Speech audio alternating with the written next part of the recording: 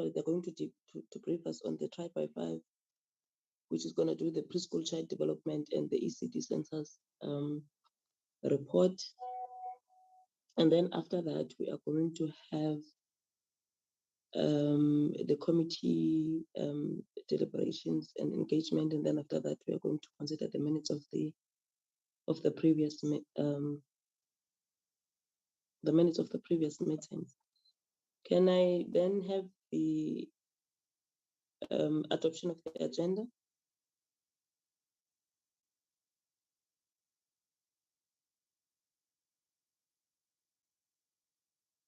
Someone to adopt the agenda? Whip, complete at once. I was raising my hand. Yes. Okay, thank you. Good morning to your good self. Good morning to the DM. I see the DM.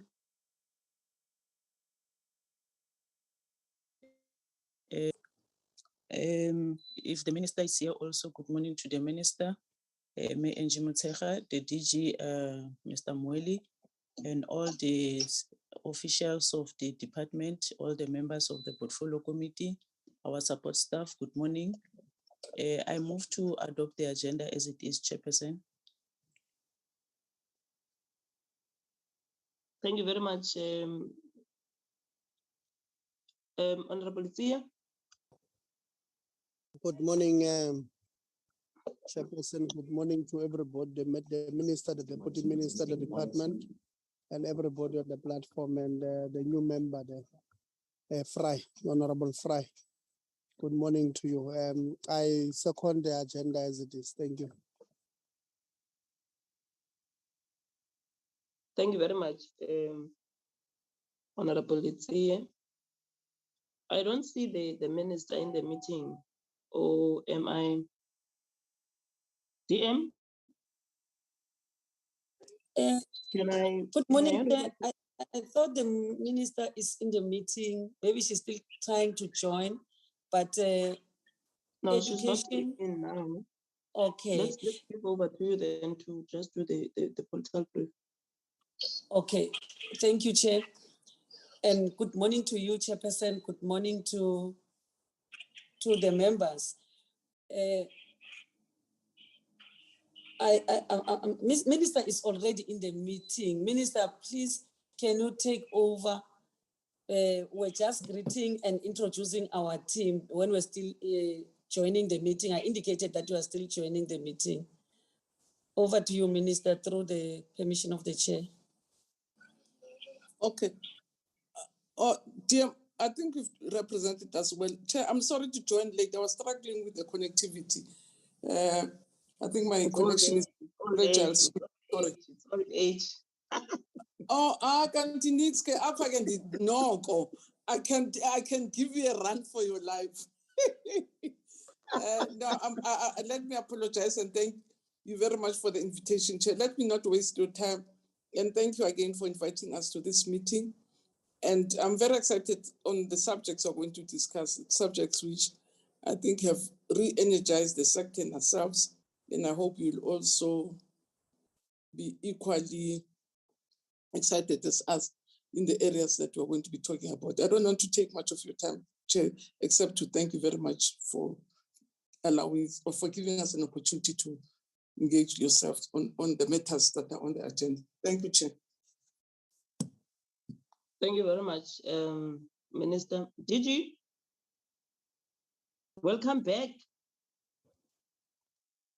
Thank you, Chair. It's indeed a feeling of homecoming after being on leave for a very long time. I want to thank the Minister and the DM for having allowed me the most needed when I did not realize. I just thought that I must just go on working.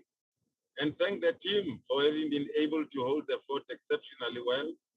And Dr. Whittle in particular, who's also in this meeting, to greet you, Honorable Chair, Honorable Members, Honorable Minister and Deputy Minister and colleagues. Today we're giving two presentations, which are actually one, as the Minister said. We've now received ECD as part of the mandate of basic education and as part of preparing in earnest for really making sure that we come up with a new delivery model, is to understand the fundamentals of ECD. And it really begins, Chair, although it's coincidental, with what you have elected to have the meeting briefed on today. The information that is going to be shared, it's very crucial to getting the fundamentals of ECD understood. And the Thrive by 5 will give you a sense of what are the issues that we really need to address from ECD, and to give you some diagnosis of what this responsibility should involve in going forward for basic education. So this will be presented by Sonja from Data Drive 2030. I'm sorry, it will be presented by Jan Schenk from ICAPA Data. And then the second part, which is on ECD Census, will be presented by Sonja. Just to indicate, Chair, that an update on ECD will come in the next term, as you correctly pointed out in your opening remarks. We finalizing that, getting it ready for you. But today we are presenting on Thrive by 5 and also the ECD Census, which I believe are very crucial in getting the fundamentals right in ECD as we move forward. Dr. Whittle has been requested to lead the team because Mrs. Geyer is out of the country together with the Chief Director. I'm also traveling to Limpopo to do the usual work of infrastructure sanitation that the Minister, Deputy Minister, and the Portfolio Committee requested me to do. I'm on my way to Limpopo. I'll be working in Limpopo for this week. In case I get cut, the leadership will just move seamlessly. Dr. Whittle will just take over and lead the team in doing these two presentations. I'm going to request that we start with the first one, Thrive by 5. Jan, we can start, and then after that, immediately followed by Sonja. Without any interruption, then we proceed. Over to you, Jan. Thank you. I'm actually would be presenting the ECD Census results. I'm happy to do that now. But if you want to start with the Thrive by 5, then Sonja would be the one doing that presentation.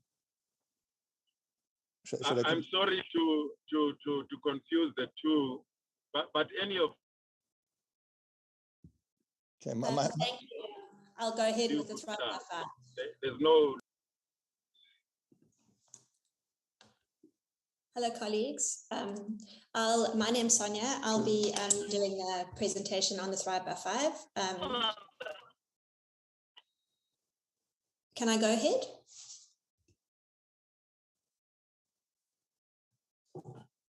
So, Honourable Minister. Yes, you can go ahead, Sonia. Thank you.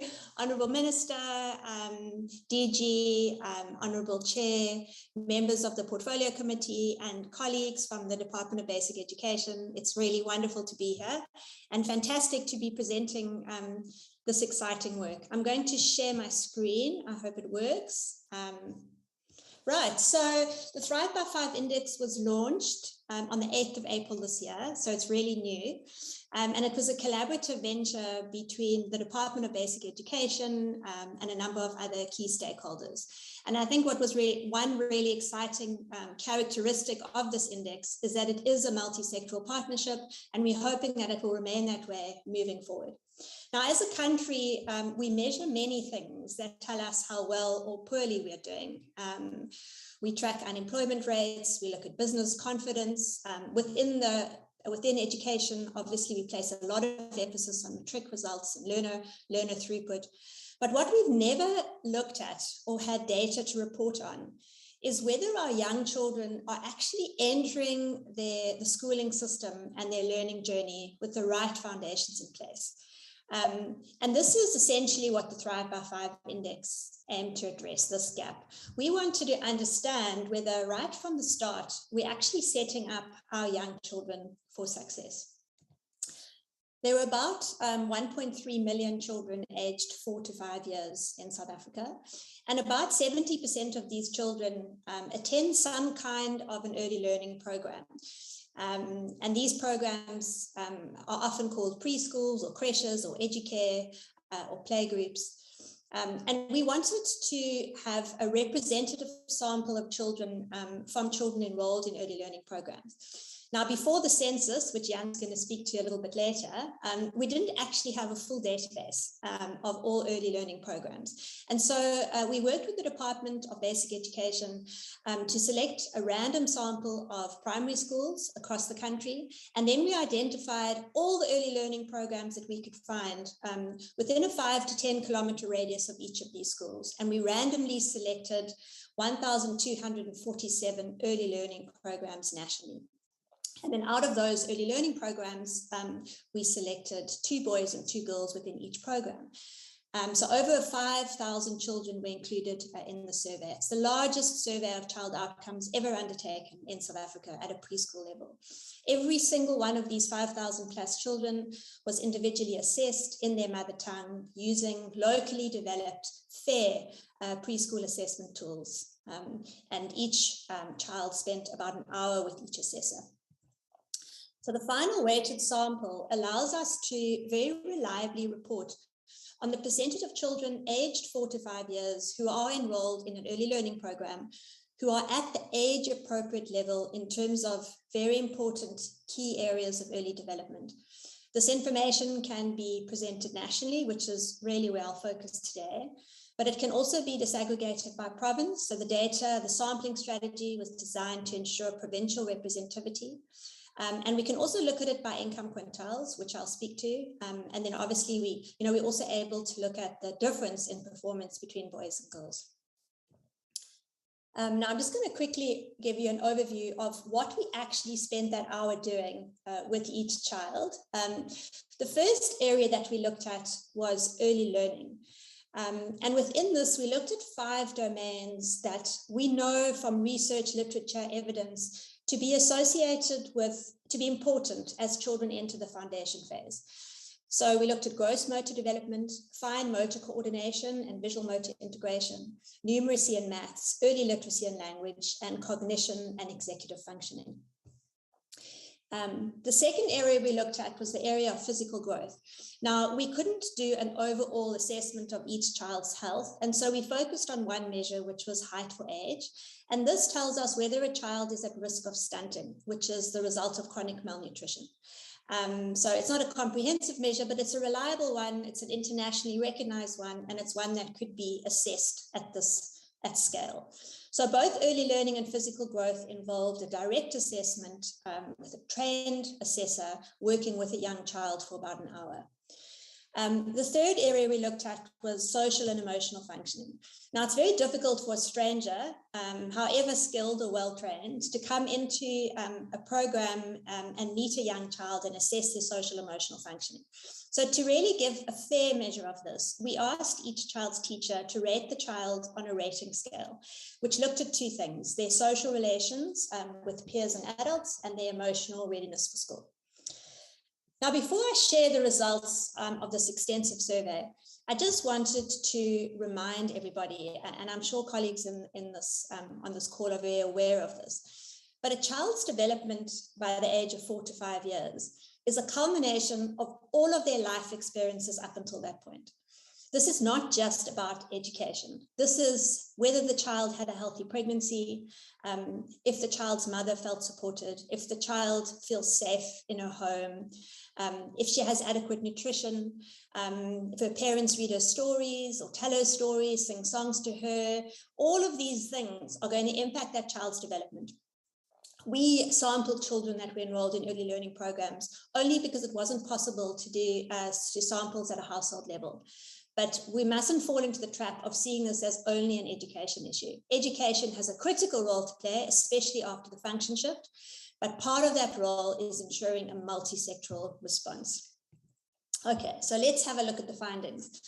At the end of the day, the final sample, once we had cleaned the data, included 5,139 children.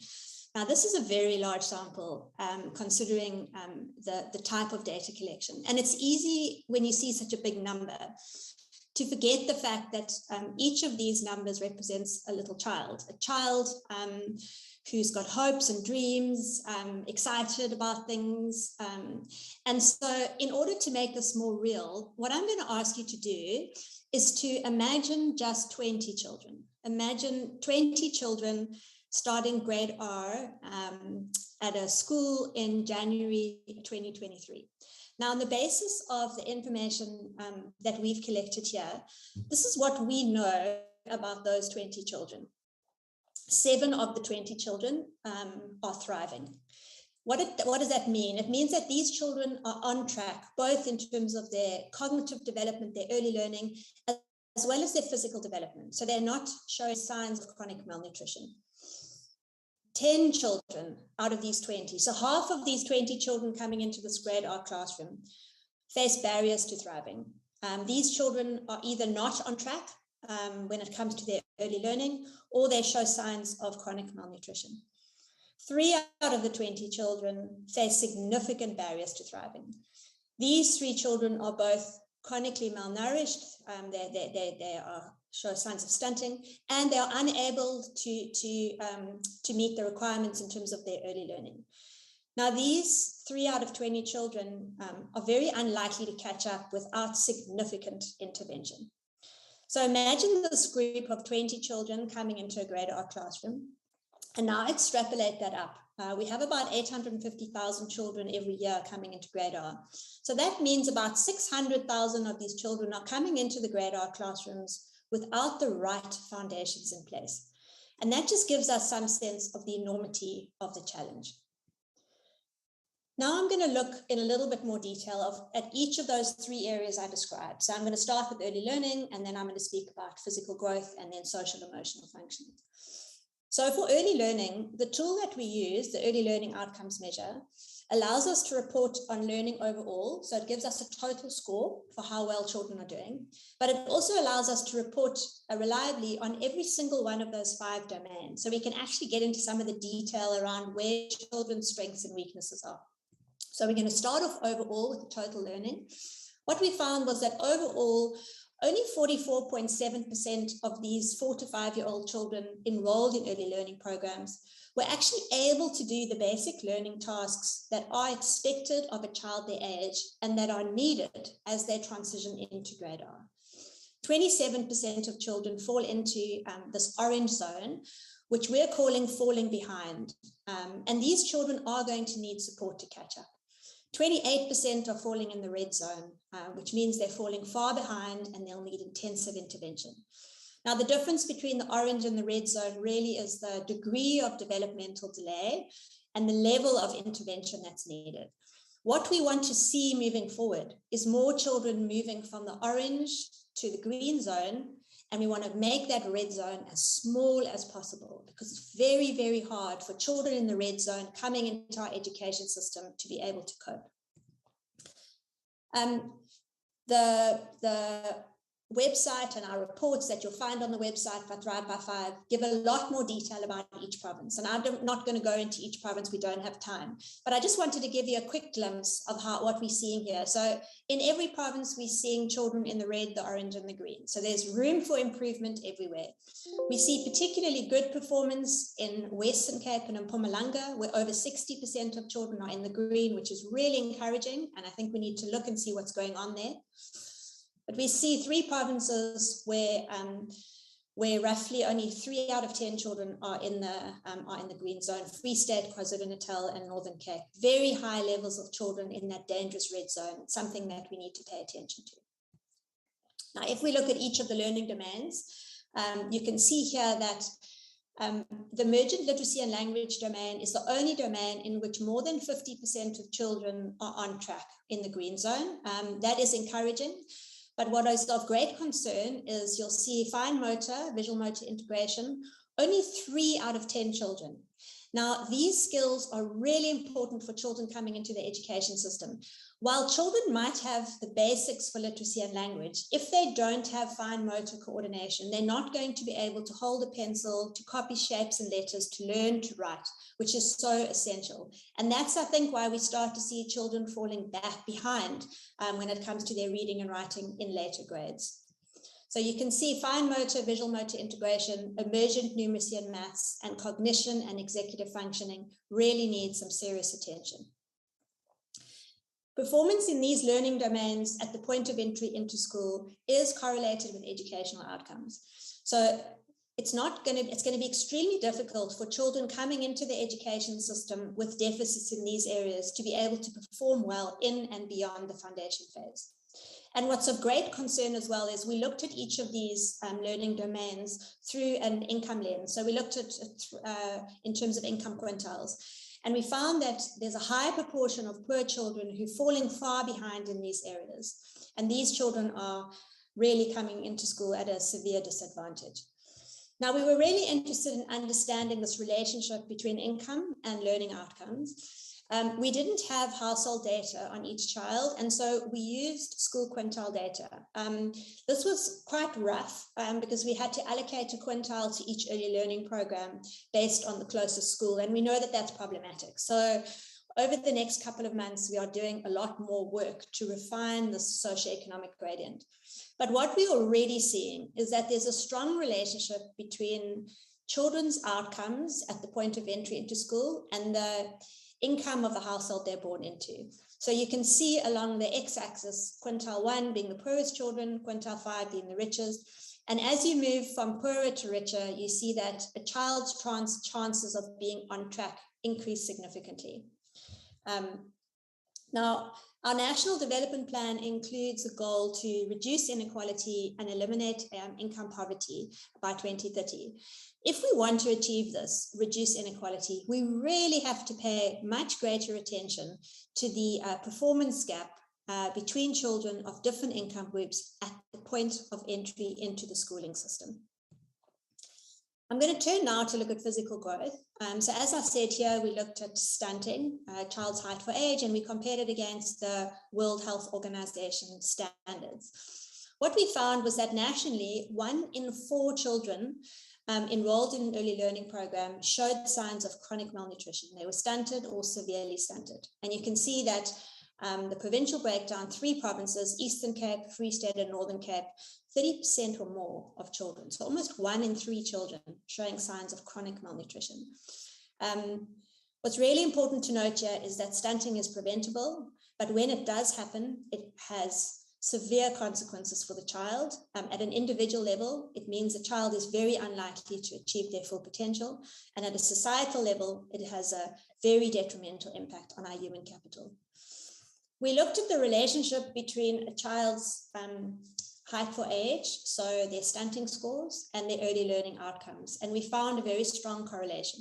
So children who showed signs of malnutrition performed worse on the early learning outcomes, which just, again, emphasizes the importance of thinking holistically when we're trying to ensure good educational outcomes. The third area we looked at was social and emotional functioning. So here, as I mentioned, we had a rating scale, and there were two either children met the standard or they didn't meet the standard. So in this area, we just had those two categories. What we found for social relations with peers and adults is that roughly 1/3 of boys and 1/4 of girls did not meet the standard. What this means in practice is that these children might struggle as they come into a classroom setting to cooperate with peers. They might turn to aggression to try and resolve problems because they won't have the skills to resolve them in other ways. And they'll struggle to seek support from familiar adults. So this is really something to think about as children are coming into the schooling system to ensure that they have the right social relations in place. The second thing we looked at was emotional readiness for school. And here we found less children to be meeting the standard. And we actually found at provincial level quite a lot of variation with some areas of concern in select provinces. What these children might struggle with is age-appropriate levels of independence. So they might be over-dependent on a grade R teacher as they come into the classroom, which places a burden on him or her. They might struggle to express their needs and feelings and to adjust to change. Like stunting, we also looked at the relationship between social, emotional functioning and learning outcomes and found that this had a very large effect, in fact, a surprisingly large effect. Once again, highlighting the importance of thinking holistically when we look at a young child's development.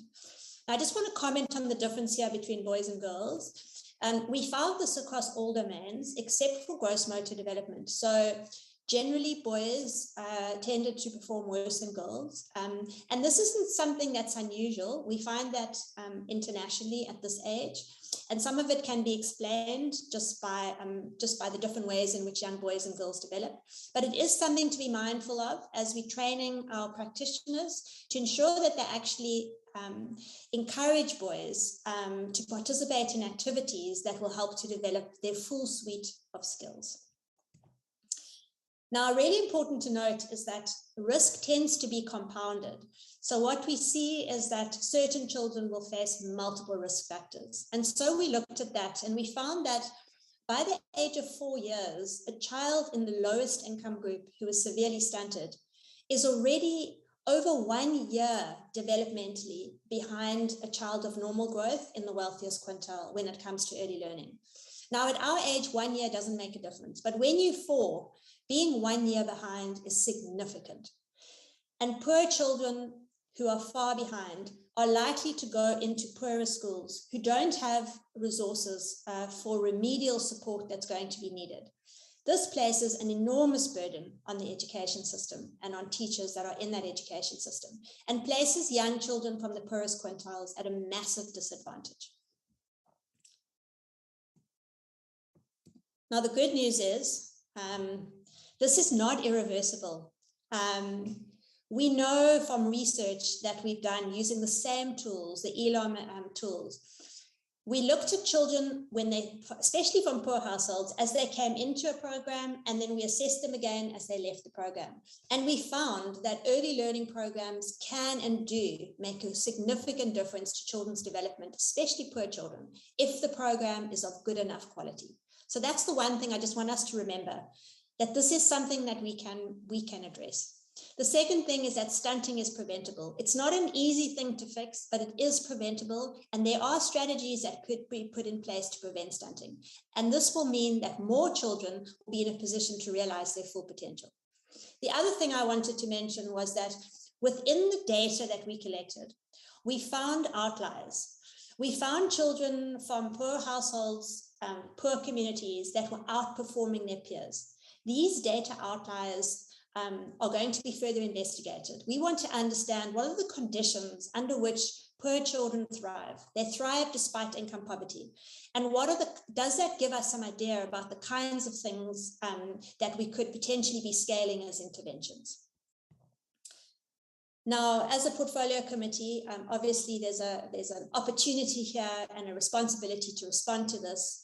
And I just wanted to give you some insights into some of the things that are emerging as potential responses. So the first thing is that we must accelerate access to high quality early learning for every child. We have made good progress over the last 2 decades in increasing the number of children who enrolled in early learning programs. But there's still, the poorest children are still excluded. because of funding, and the poorest children still attend poor quality early learning programs because of funding. So the first thing we need to do is we really need to look at funding. Early learning currently gets less than 2% of the annual education budget, and it only reaches 13% of the 5 million poor children who need subsidized programs. If we increase funding and we direct that funding appropriately, we can change outcomes. And this budget, relatively speaking, when you look at it in relation to the bigger education budget, is really small. The second thing is, as DBE takes on this function, there's an opportunity to relook at the regulatory systems. Now, colleagues in the portfolio committee, I'm sure in your constituencies, you get frequent complaints about the complexity of registering an early learning program. We have an opportunity here to align these systems to conditions that improve child outcomes. We know now, we have some sense from our data of the kinds of things that are important in improving child outcomes, and those are the things we should be focusing on. The other thing we need to remember, I spoke about the 600,000 children a year coming into grade R without the right foundations in place. We need to think about grade R more effectively as a bridging year. And we need to ensure age-appropriate bands. When a grade R teacher has children aged 3, 4, 5, and 6 in her class, it's very, very difficult. Those children are at very different levels, cognitively and emotionally.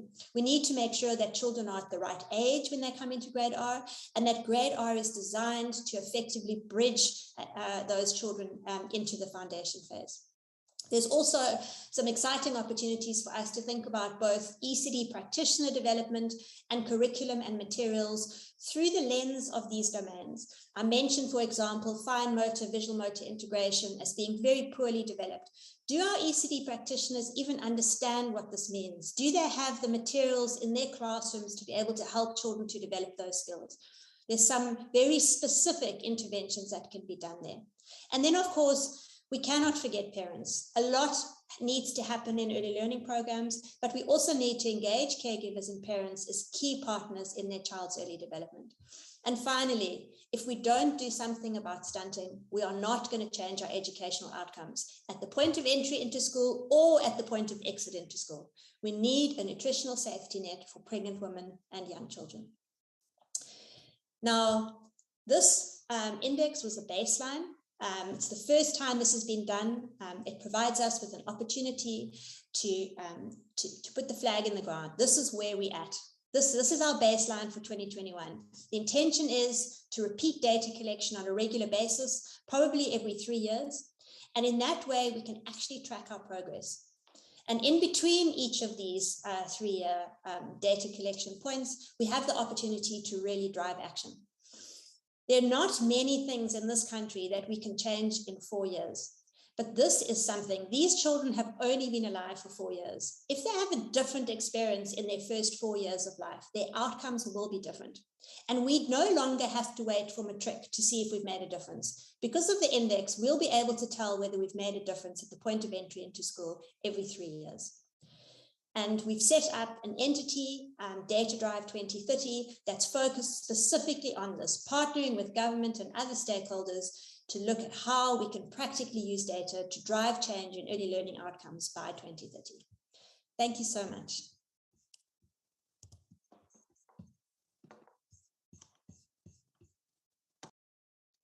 We can have the next presenter.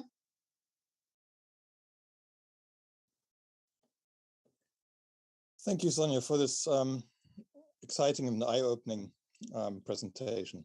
I've seen these results before, but every time I'm still amazed.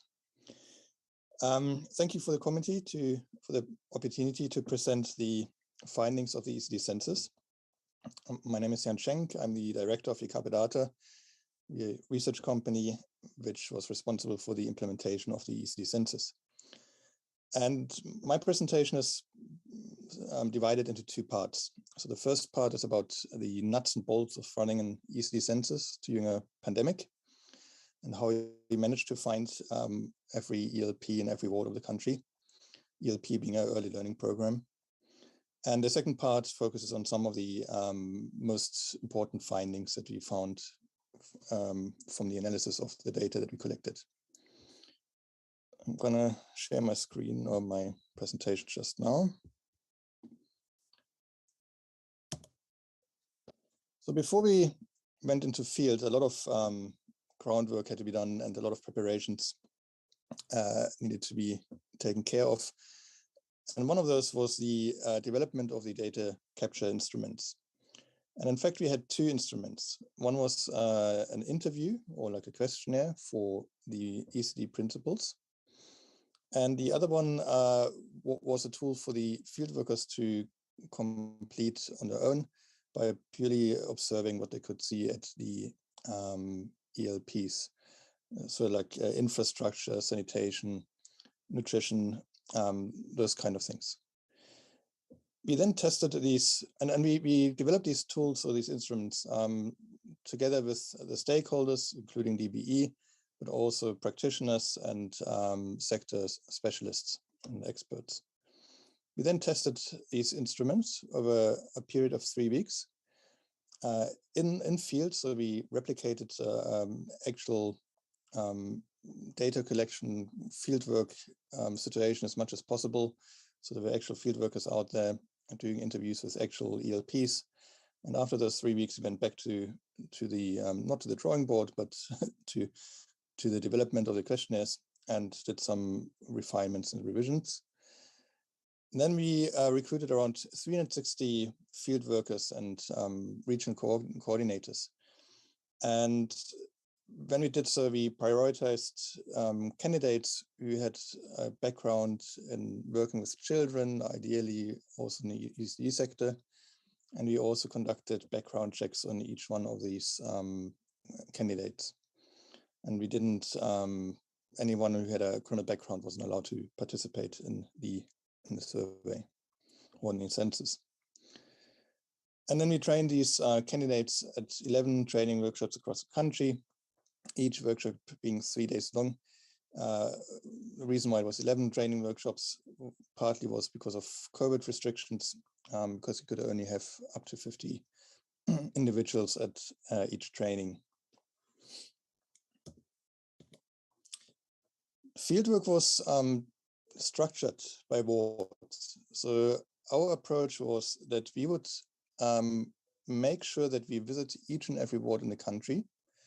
And then in each and every ward, we would not leave that ward until we made sure that we have visited all known early learning programs. So we did have lists of known ELPs before.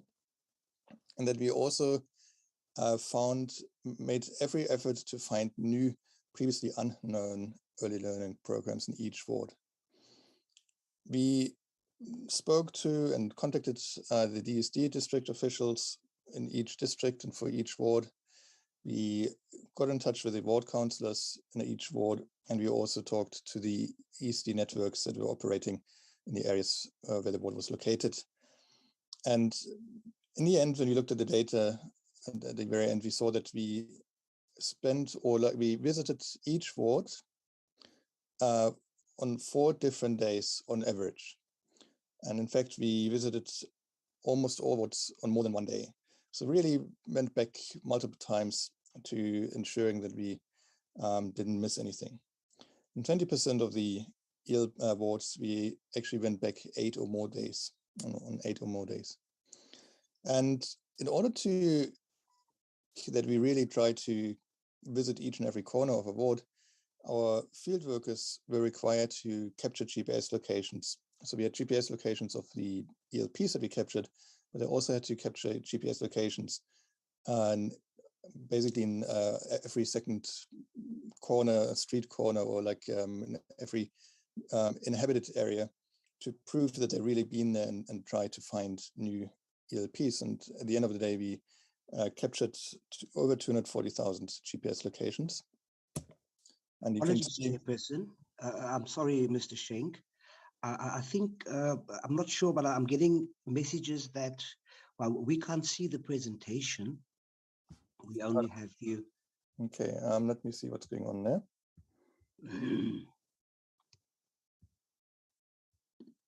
Yes, my apologies. You should be able to see this now. That's great. Thank you very much. But unfortunately, there were only 2 slides. So this one was the preparation one, which I've been talking about in the beginning. And this was the second one that I've mentioned afterwards with the 4 average days. and then the 240,000 GPS locations. And here you can see a map of the GPS locations that we captured, the red dots being actual ELPs and the more pinkish dots being GPS locations that we captured.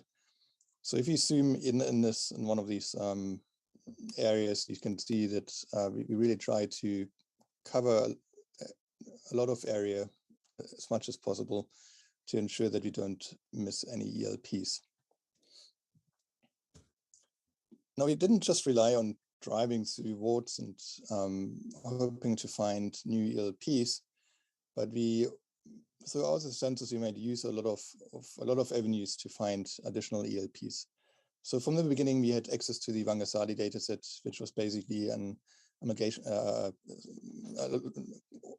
comprehensive list of known ELPs that were collected just before the census started.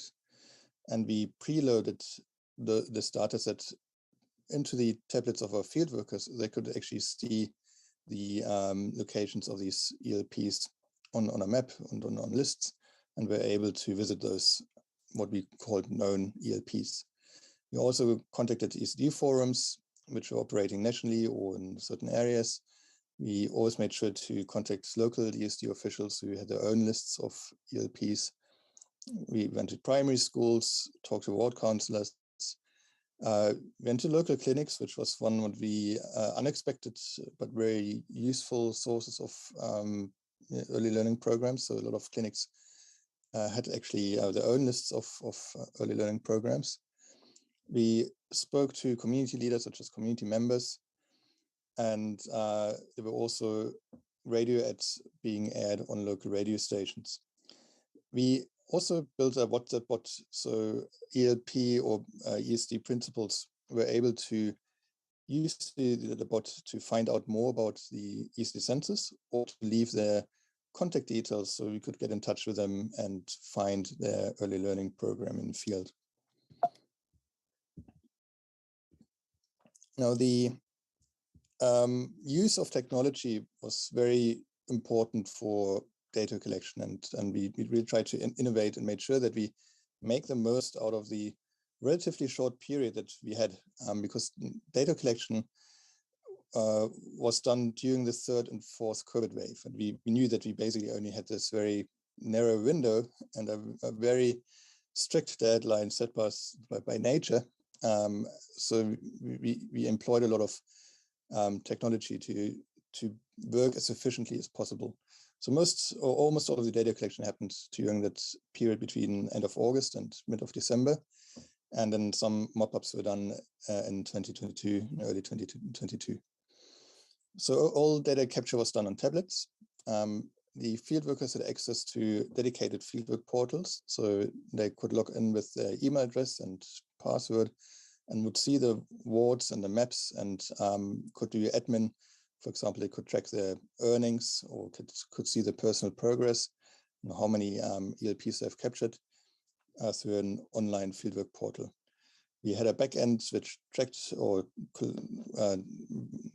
worked as a data warehouse and was sending automated messages to field workers as well as quality control staff. And we had an online dashboard for progress tracking and showing preliminary results.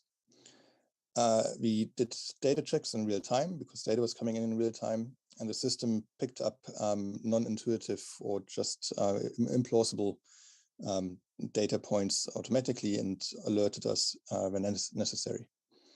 And then we had in place something I mentioned before, the ward completion protocol, which basically meant that before a team was allowed to move on to the next ward, they had to get permission from our office staff who would check the maps and the data for this ward to ensure that they really visited all known places and they have visited all corners of the ward in the search for new ELPs. And only if they got the green light, they were allowed to move on.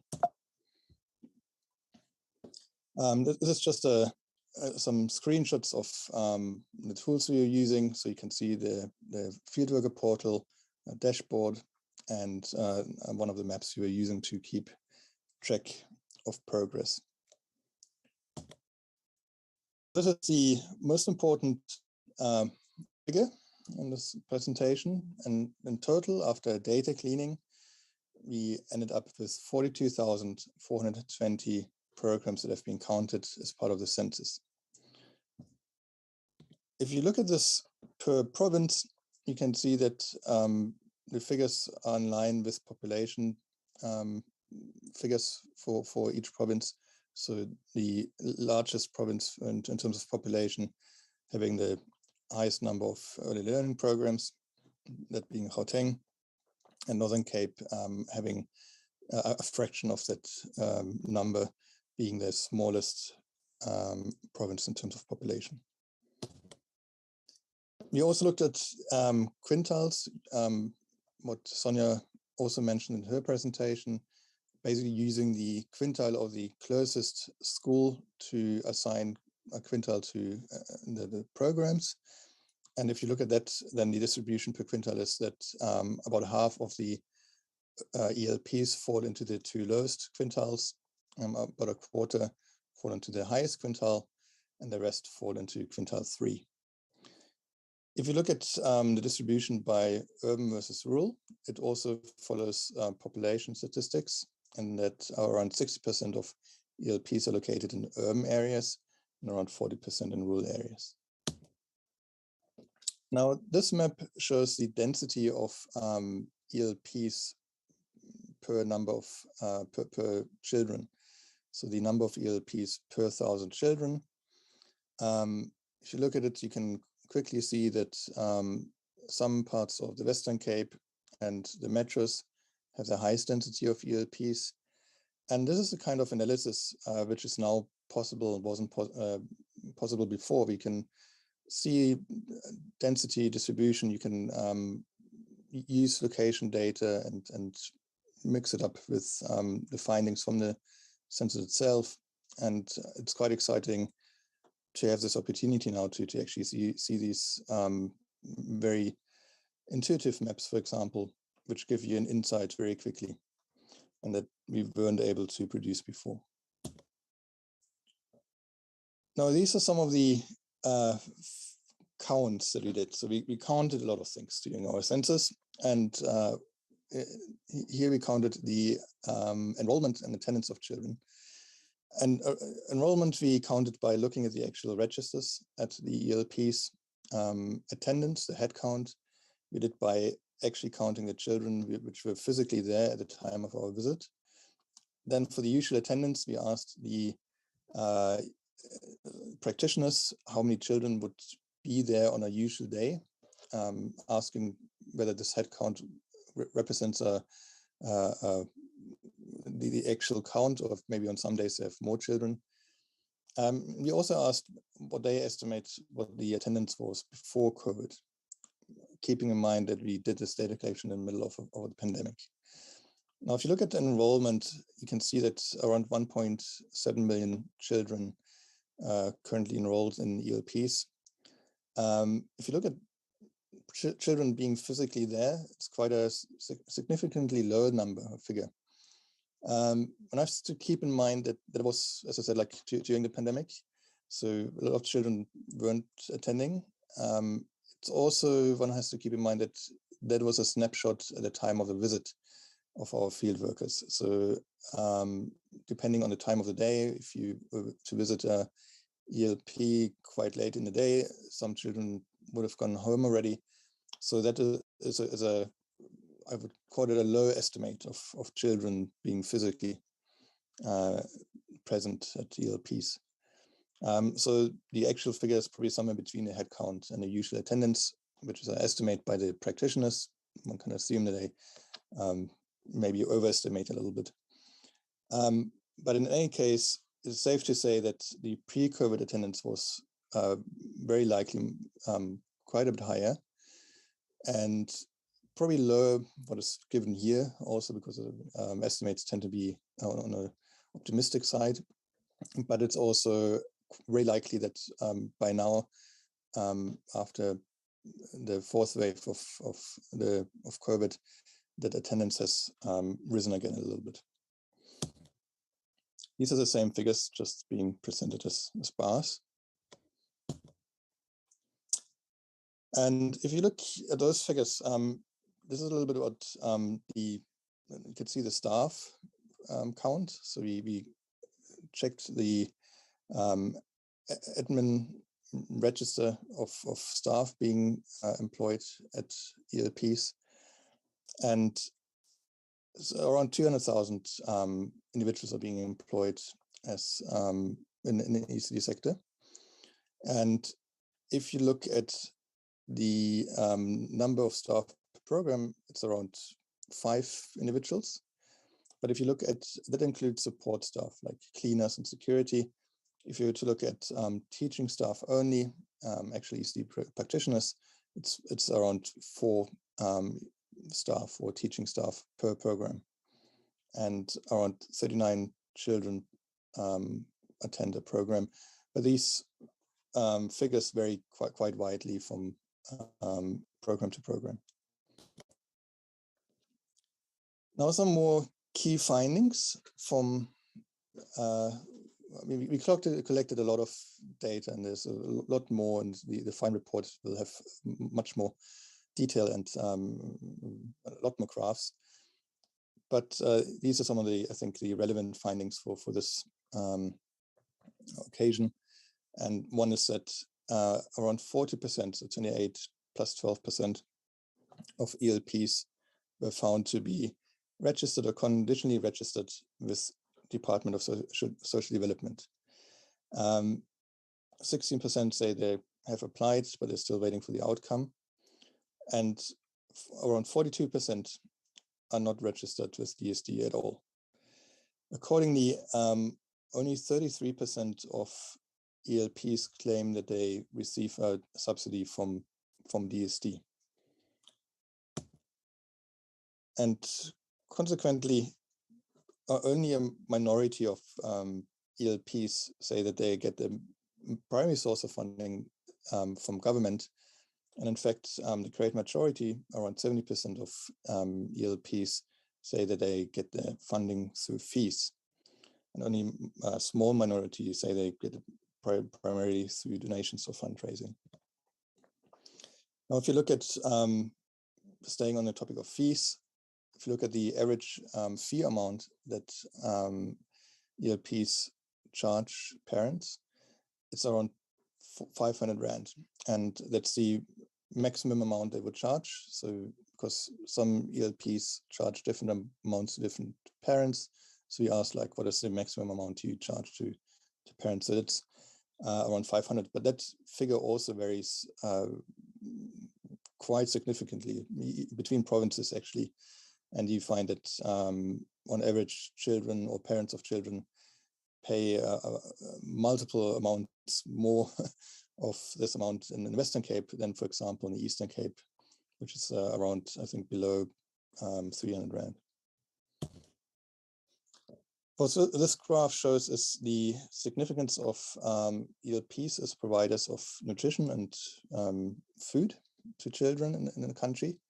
So 77% of ECD programs or ELPs claim or say that they provide meals to children. It can be a breakfast or lunch. There's different kinds of meals, but it's quite a large proportion. And half of the ELPs say that also the parents also support that and provide food for meals. And only 17% say that these meals are coming from government. If you look at the hygiene and water and sanitation at ELPs, is that you see that 77% of ELPs say they have running water from a tap, which means that 23% don't have access to tap water.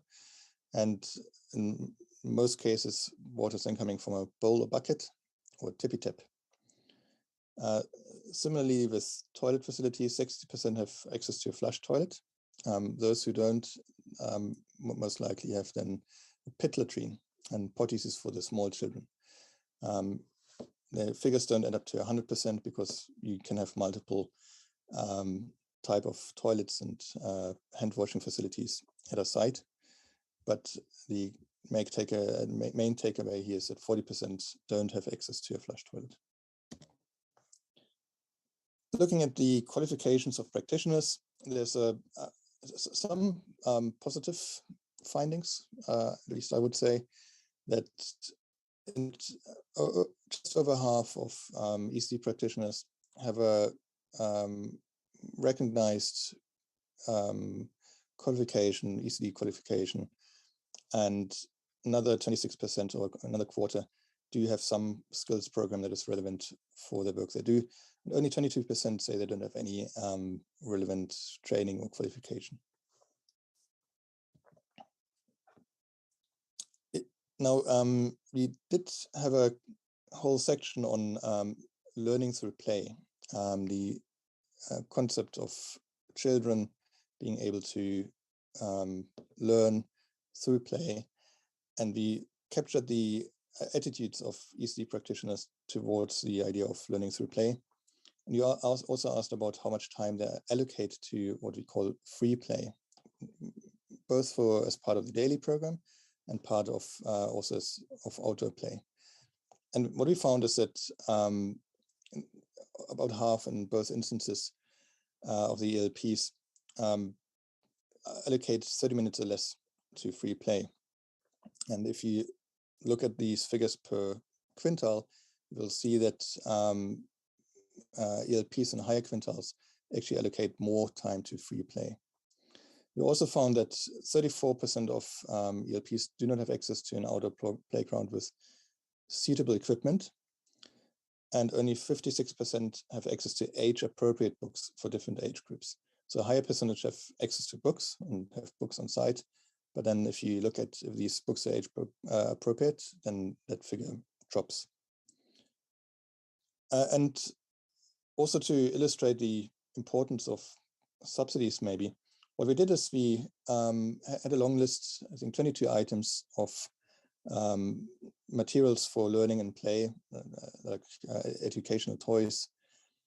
And the field workers were going through the ELPs and were basically ticking off the things they saw and the items they could find from that list. If you compare the ELPs that are being subsidized by DSD and those which are not subsidized by DSD, that those which are subsidized have on average, three more items from that list compared to those ELPs that are not subsidized. And that's the end of my presentation. I would like to take the opportunity to thank DBE. It's been a very pleasant and productive collaboration. But I would also like to thank the hundreds of field workers which were really working very hard during a very difficult period of time to make that happen.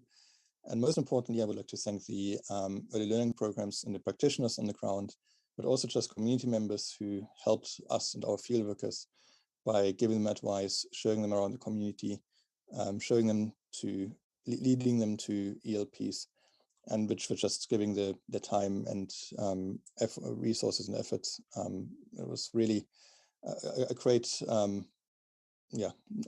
effort by people who didn't have to help us, and it was very heartwarming to see that unfolding.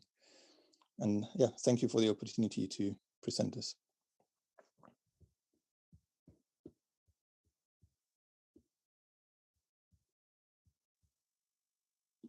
No, thank you very much.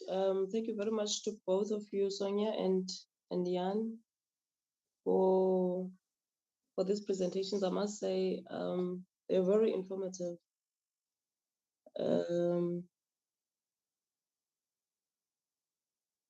Members, these are the presentations.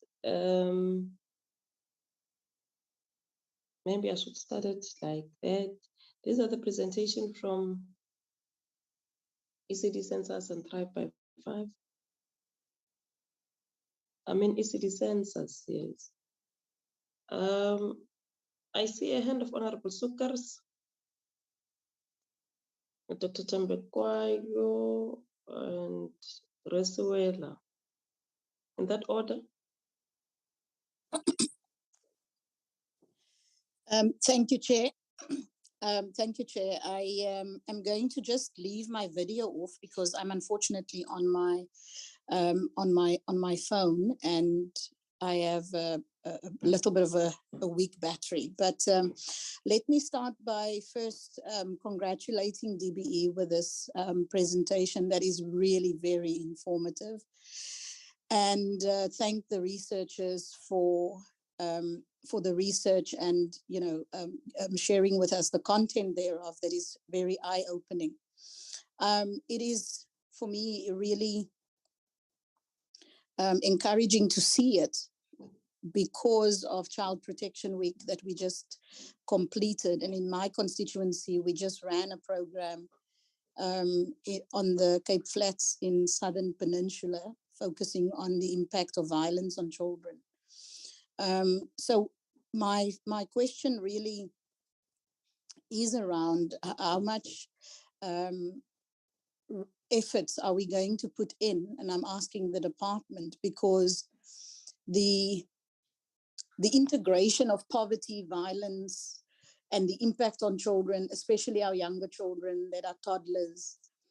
And when you look at the presentation now, it would really be so valuable for us to have an integrated approach to look at how, especially young children, the intervention programs that can be initiated at the ground level, specifically in your very hotspot areas where children are exposed to violence daily, and then have the added disadvantages of poverty and its impact on them. So that's the question to the department, and it's a heart cry as well, Chair, because we really see the impact of it as we are in our constituency. Research like this in the best way possible. So I want to just ask the question in terms of the funding mechanisms.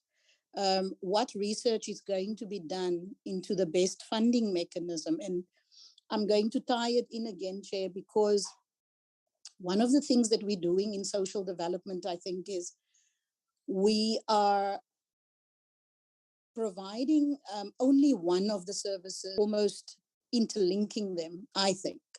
So I just want to know the mix of funding mechanisms, and that one not necessarily assume that subsidies is best, but that we can actually empower parents through funding mechanisms.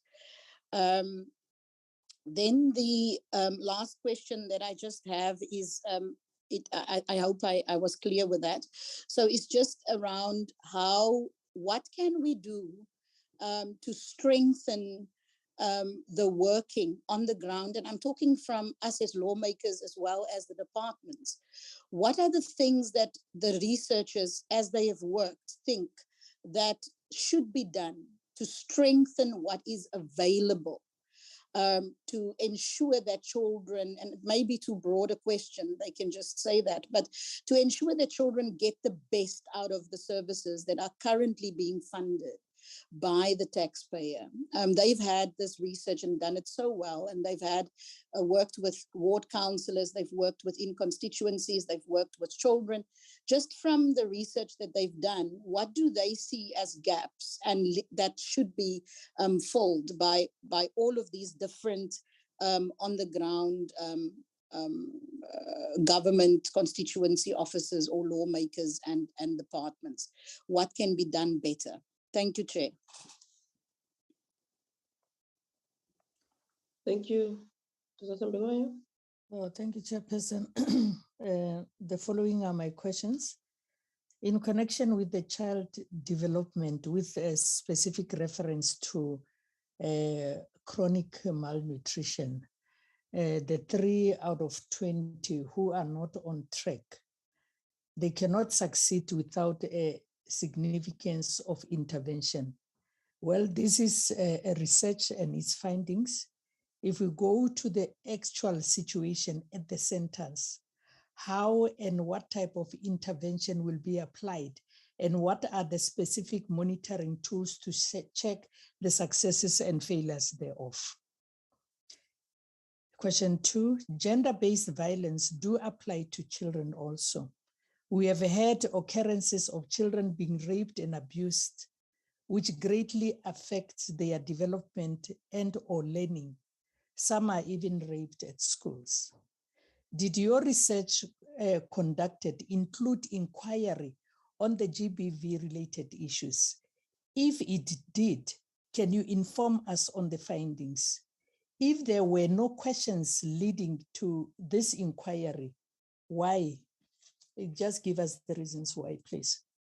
And what did you seek to achieve with this research, and specifically referring to the relevance of the research, including the limitations of your research? Because in every research that is conducted, there are always limitations that are supposed to be looked at. What were the ethical considerations that needs to be taken care of, with specific reference to the freedom of participations of the children? How did you address this issue? Who signed the consent forms on behalf of the children? Last question, how did you apply reliability and validity of your research?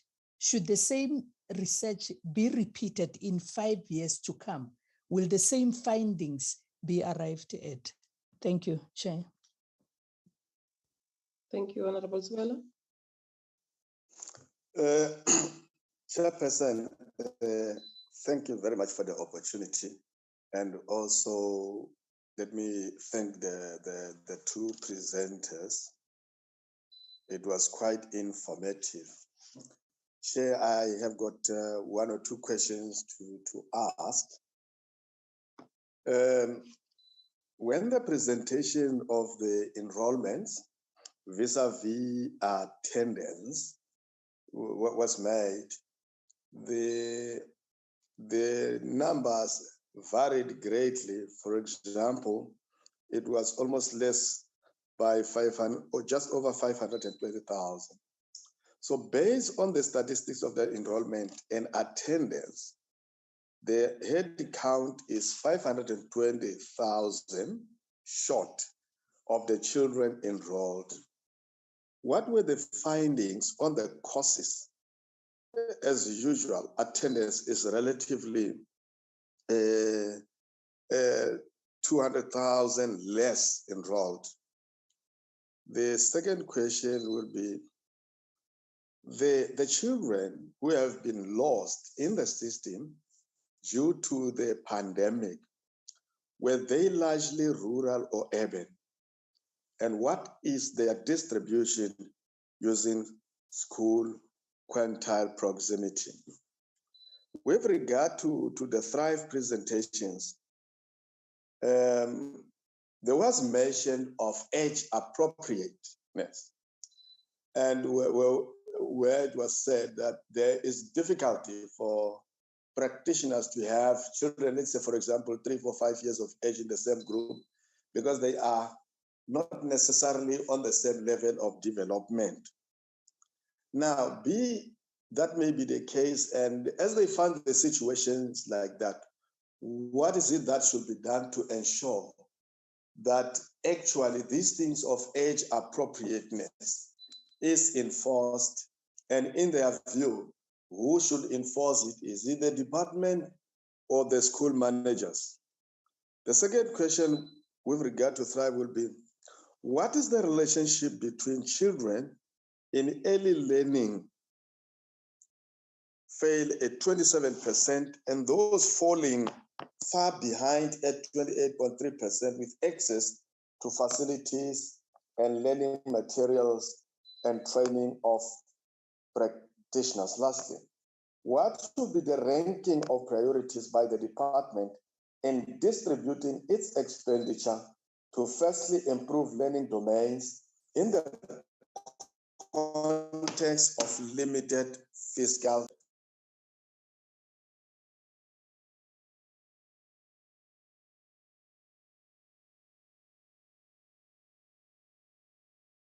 He's gone.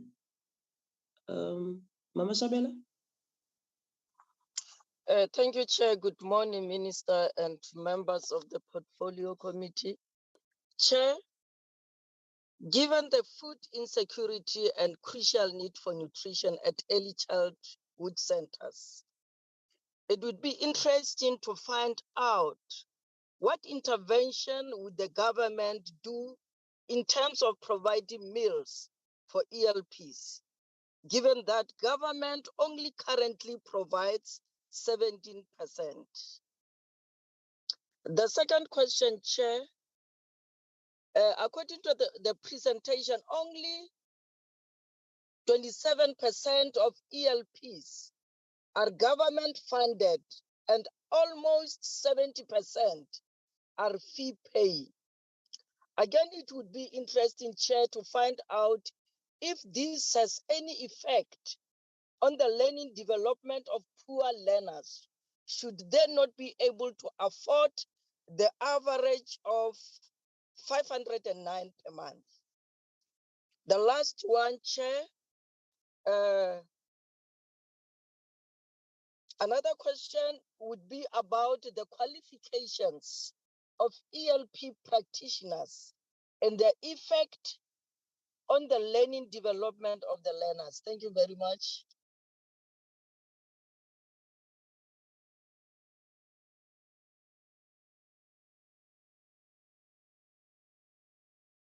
Thank you, Honorable Advance.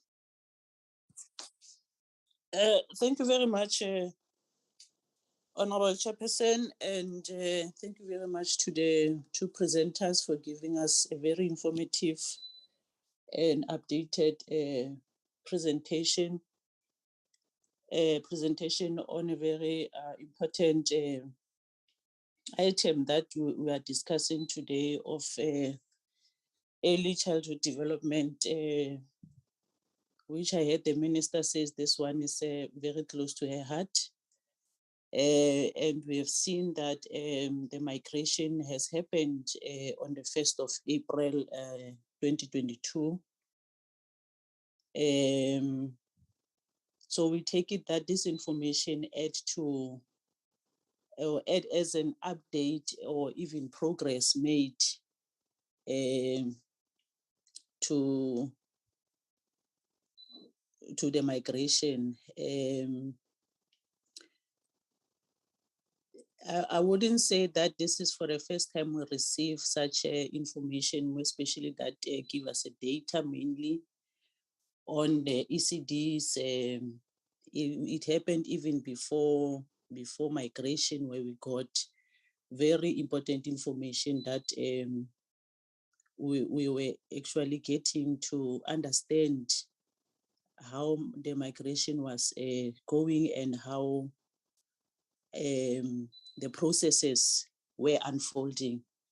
So I actually appreciate the information that we receive as and when there's a need for us to, to improve our understanding. Chair, I don't have many questions because for me, these presentations were almost, easy to read and to understand. But just to add on some of the questions that members have also asked or alluded to, I would also want to add, mainly on, the coronavirus pandemic has, showed us so many things. We have so many lessons that we have learned, and we had to adjust in doing things that we normally used to do. So I would want to know, we have seen that there was a significant headcount decline in ECD attendance, which is just more than half of those enrolled before COVID. Sorry about that. That was done. That happened before COVID, which is that now is just more half of those that have also enrolled during this year. 2022. Would want to understand whether is the decline, it was only due to COVID, or is there any other factors that has made the decline to happen. In terms of the ideal ECD sector based on the norms and standards, how many ECDs are supposed to be established? What is the staff count required and average number of children per program, and the average staff per program? If maybe I can be clarified on that one. This is on the census, ECD census 2021 presentation. And lastly, on that one, Chair, what is the distribution of qualifications of practitioners without any those with skills program from a rural urban divide and a quintile proxy point of view? That will be the last question from the first presentation. The second one, Chair, I have only two questions on this second presentation. The first one is with regard to the child stunting. The census by the department reflects that 84% of children access breakfast, whilst 94% receiving lunch. Therefore, there are relatively high access of nutrition, but the stunting level are higher. Is child stunting due to ECD condition or food insecurities at the household level? If maybe also one can get an understanding of that challenge, whether it happens at home or is it because the food insecurities that we were experiencing as a country. The last one is how can the children experiencing physical growth limitations be supported early by the department or government, as this is not limited to ECD challenges, recognizing that the child grant system which is in existence. Let me pause there, Chair. Thank you.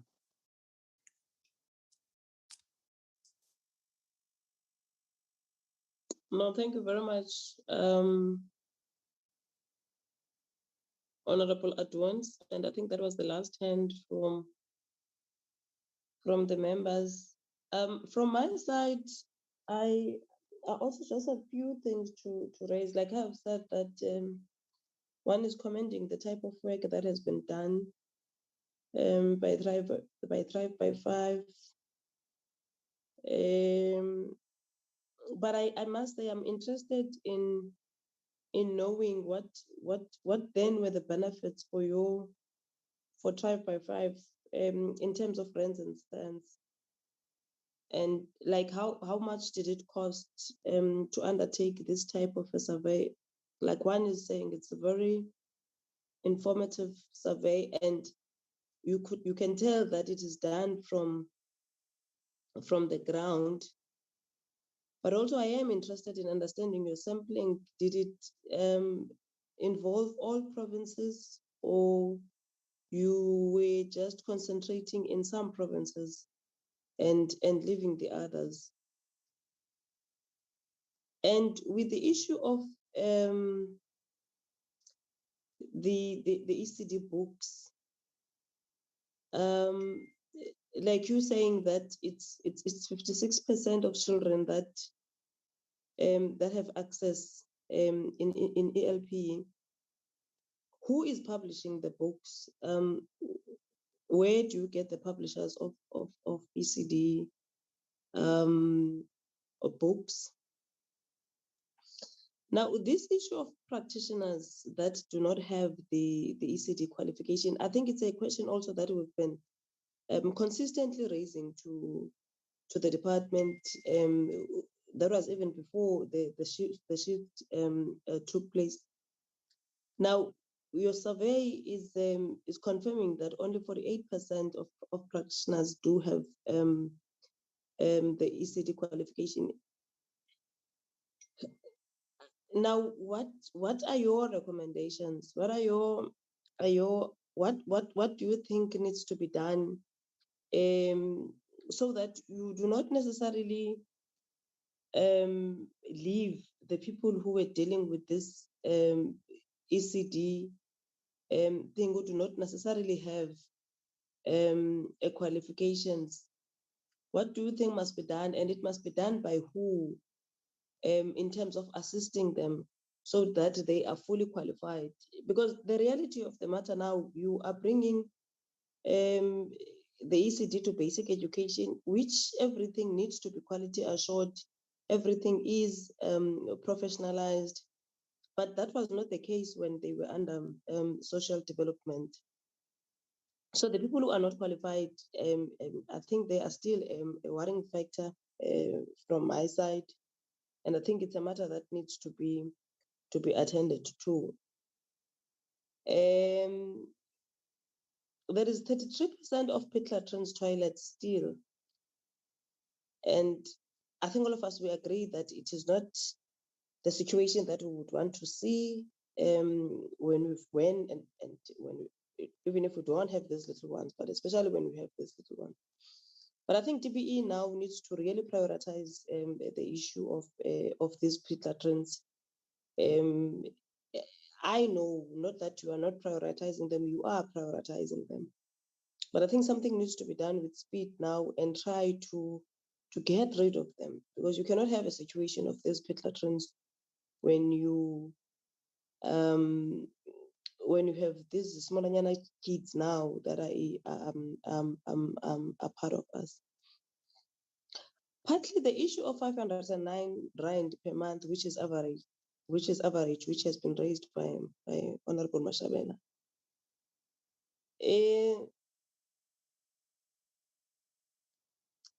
What, in terms of the households that do not have income at all, because we know there are households who do not have income. There are households now who are depending on this 350 that has been given by government. And there are households who don't even know how to access the 350 and they do not have. But those households do have children. Now, in a situation like that, what needs then to be done to deal with them with such a situation? And then there is about 67%, in all of the slides, there is about 67% of ELPs that are not receiving a subsidy. So what is the plan of the Department of Basic Education to ensure that these subsidies are received by all, not only the 67% that one has referred to, but also 42% of ELPs are not registered and 20% are registered, which is a cause for concern.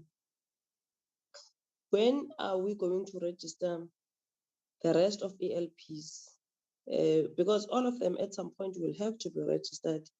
And what timeline then are we giving ourselves that at a particular period we are going to register all ELPs in the country, and they are going to, we understand also it's a process, but of course there needs to be timelines in a process.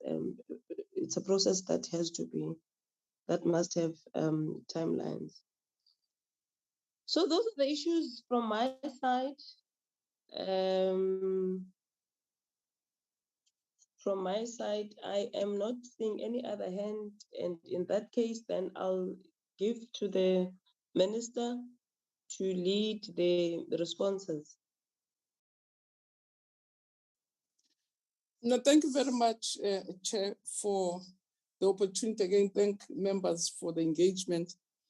as usual, Chair, I will just answer a few questions, and some of the technical questions we leave to my colleagues, including the Deputy Minister.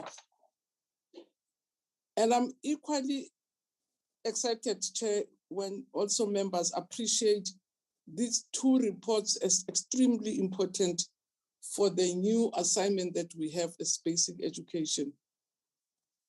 We are currently in roadshows with the Deputy Minister, meeting the different role players in the sector, especially your ECD sector itself, practitioners and owners of ECD institutions, just to first build relationships, develop a common understanding of how we proceed, but they help us also form some basic speaking points. When I'm in these meetings, I use this report of Thrive by 5, and the starting point is, which shows the significance of both reports, that as the education department, we're expected to get our kids to thrive by 10, that by the age of 10, they must read with meaning, with understanding. And we know as educationists that if they don't thrive by 5, it's going to be difficult for them to thrive by 10. And if they don't thrive by 10, we're going to have lots of difficulties to get them to thrive at 15. When they're in the senior phase, you have to prepare them for the FET. That's where we lose them in their numbers. That's where they find it very difficult to cope with your FET phase. So this is very critical for us as a sector, as a country, as a nation, to ensure that we put whatever we can in place to make sure that our kids, indeed, they thrive by 5.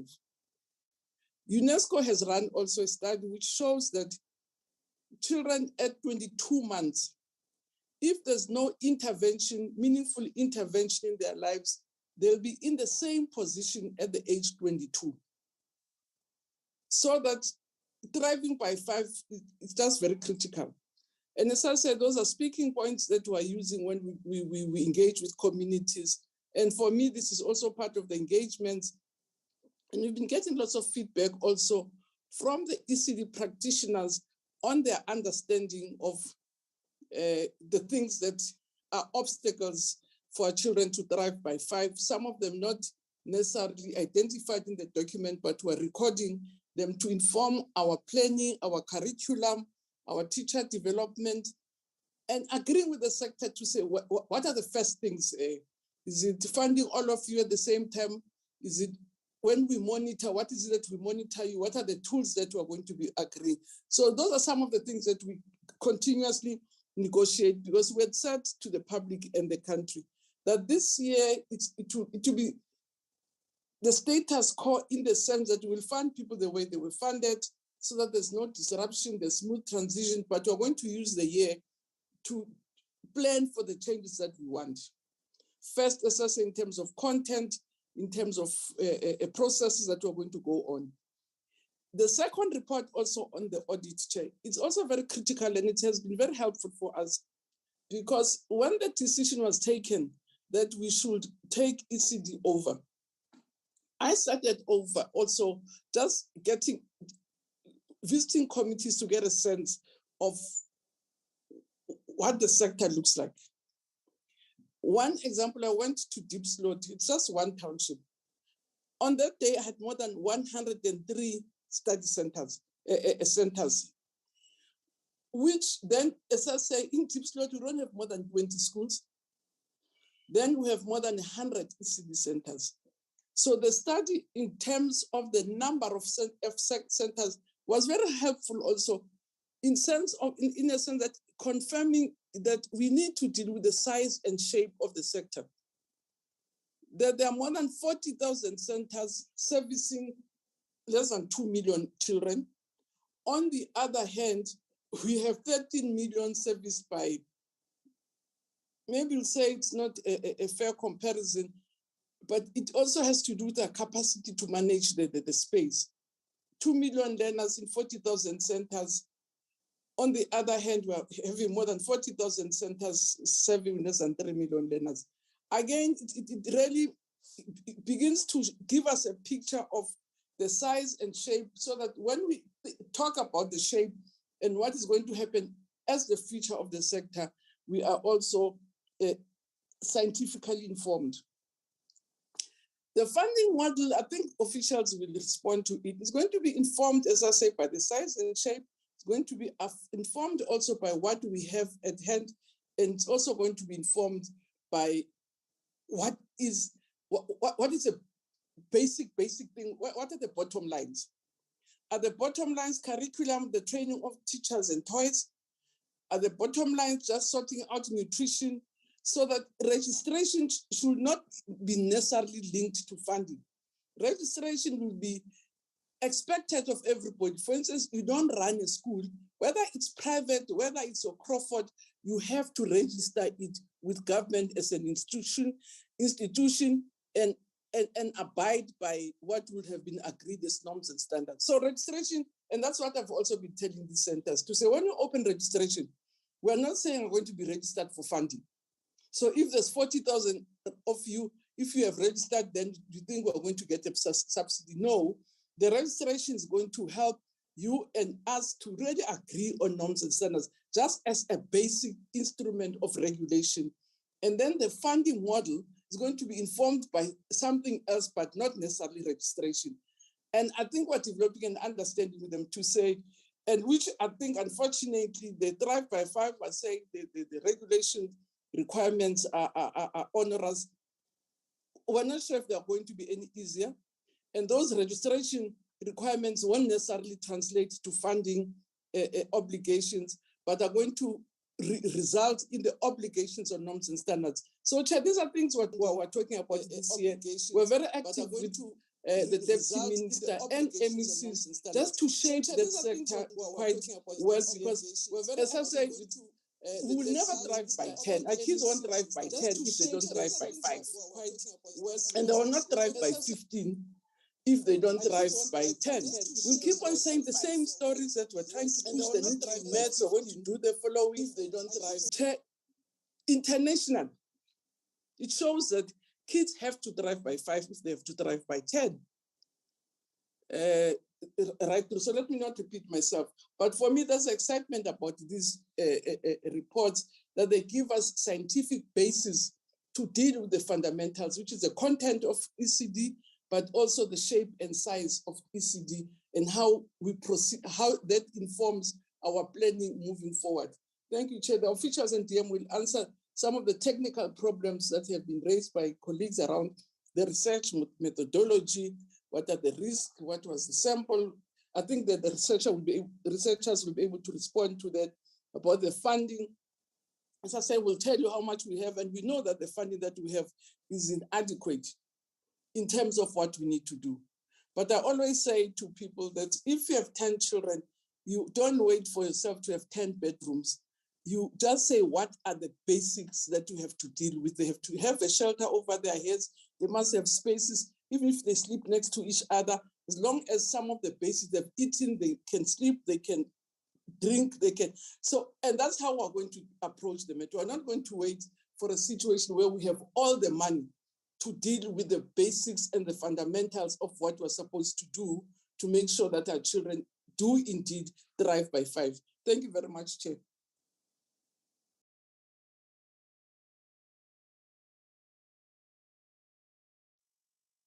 No, thank you, Minister. Anything from you, DM?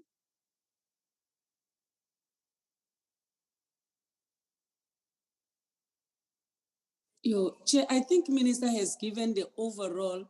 We can allow the officials now to give the flash, the technical details to this report. Thank you. All right. That would be Jan and Sonia. Yeah, Chair, maybe I must first go. Thank you. Oh, did you? I thought you said right, Limpopo. Okay, fine. Yes, connectivity is still good here in Limpopo. I agree with the Deputy Minister that the Minister has been extremely comprehensive, responding virtually to everything. Honorable Tembekwayo asked the question as to what is the mischief what mischief are we trying to deal with from these two research topics? But the minister responded comprehensively to that, to say, one, we've taken ECD, lock, stock, and barrel, food steward. In a way, Chairperson, we are empowering the portfolio committee. As we report to the portfolio committee an update on carrying out our mandate on ECD, to be able to say, have you attended to this? Have you attended to this? Informed by empirical undertaking. The two colleagues are researchers who are not even based in DBE. The Honorable Sukers, no wonder that she appreciates this. Almost in every meeting, she would say to us, what research have you conducted? As she believes, the minister believes that our approach must be evidence-based and must be informed by empirical undertaking. And that's the value and the basis of this research. In other words, when we go to Treasury, when we engage with provinces, we'll be guided by empirical data. Provinces received this at HEDCOM on Monday. They even requested that they want dedicated sessions with themselves, delving into individual provinces' situation, because they are also woefully aware that they need to get themselves ready for a new delivery model that the minister talked about. What is going to inform the new delivery models are these findings from the empirical undertaking that has been made by the researchers. Before I just conclude, I think the minister also indicated that the ECD centers are at various levels, whether you're talking subsidy, and minister is right, even with schools, the state is not under any obligation to subsidize all of them. There are other imperatives that informs subsidy, and you don't have to subsidize all, because some don't actually even need subsidy. They are better off without subsidy. And subsidy also has got its own constraints, because you've got to meet certain conditions for you to be able to get subsidy, which is a requirement. So they are at different levels of even the qualification of practitioners. Honorable Mashabela, some practitioners, are NQF level 5, some are NQF level 6, some have even gone beyond NQF level 6. Some are even below NQF level 4, below grade 12. So it's a big stew pot. And you are saying from an empirical data point of view, what is going to inform better our human resource development strategy to make sure that we bring everybody more or less on par? And I'll just conclude by highlighting the importance of that. What is also good is that we now have, and I think Honorable Suke raised this one, the integrated ECD program approved by Cabinet a while ago. Now we need to revisit that integrated program for ECD, which is led by Basic Education, Social Development, Department of Health, and of course bringing other departments such as Public Works. And Honorable Suker raised the issue of violence, gender-based violence, bringing the Department of SAPS or community safety to address issues of safety and so on, to deal with issues of violence. So we need to revisit that to make sure that the program reflects of different roles of all those line departments to be brought to bear, so that the holistic development of the child is fully realized and addressed through the implementation of the program. as I learned, the last point, all over the world, what informs quality of education are 5 variables. If we talk about quality of education, and the minister touched on some of them. The first one is the curriculum. We now have the National Curriculum Framework for ECD for 0 to 4-year-old, including grade R. There's no problem about that. What becomes key is to make sure that every ECD center implements the NCF, the National Curriculum Framework, throughout, because it outlines clearly the skills and competencies that are to be acquired at different levels of development of those different age categories of learners. The second issue to the curriculum is the practitioners or the teachers, if you like. That's variable number 2 all over the world. And Honorable Mashabela raised the issue of the qualification, which is very key. And that's why we need, in our new delivery model, we cannot escape to plan for this as well. In terms of making sure that practitioners are brought on par, the new entrants into the system, we say, here are the minimum requirements going forward. And of course, the third one is the one that has been touched by Honorable Aduns and the chair. It's around LTSM. What kind of learning and teaching support material is provided? Because it's a quality driver as well, which is very important. So we'll definitely have to look at that. And of course, the next one is around assessment, which is linked to the curriculum. Unfortunately, I've forgotten the last one. I've talked about the curriculum. I've talked about the practitioners. I've talked about LTSM. I've talked about assessment. I've just forgotten the 5th one. Those are the 5 things that actually inform quality. If you say you're providing quality ECD program, you're providing quality education, it must be predicated on those 5 variables that will determine whether you're providing quality or not. Maybe we could then, Chair, request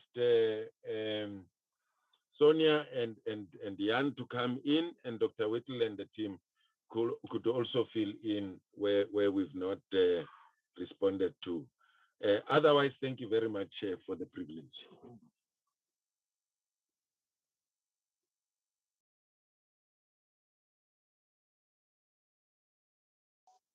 Thank you, DG. Sonia, Jan.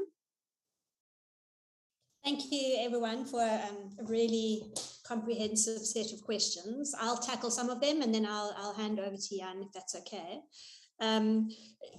So I've noted that there were a few questions about the research, the methodology, the ethics. So I thought I'll start with those first, tackle those questions first. So the first to say is that we did this research in every single province. The number of children in the final sample ranged between 540 and 600 children per province. So they were all represented, and we looked as well at the proportional representativity in terms of quintile representation in provinces. The cost was around, there was some COVID-related additional costs, but it was about 12 million to undertake this work. I also just want to note that Ecd Data, the organization that Jan's representing, was critical to this. They were involved in this data collection as well. So they really are a critical stakeholder in the field.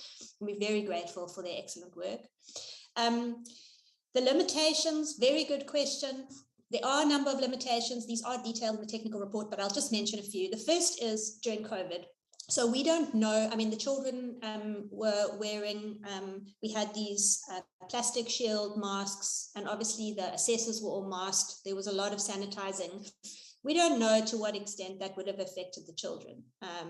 That's something we really need to take into account. We obviously try to minimize disruption, but that is a rather strange situation. The other thing is, as I mentioned, the allocation of quintiles.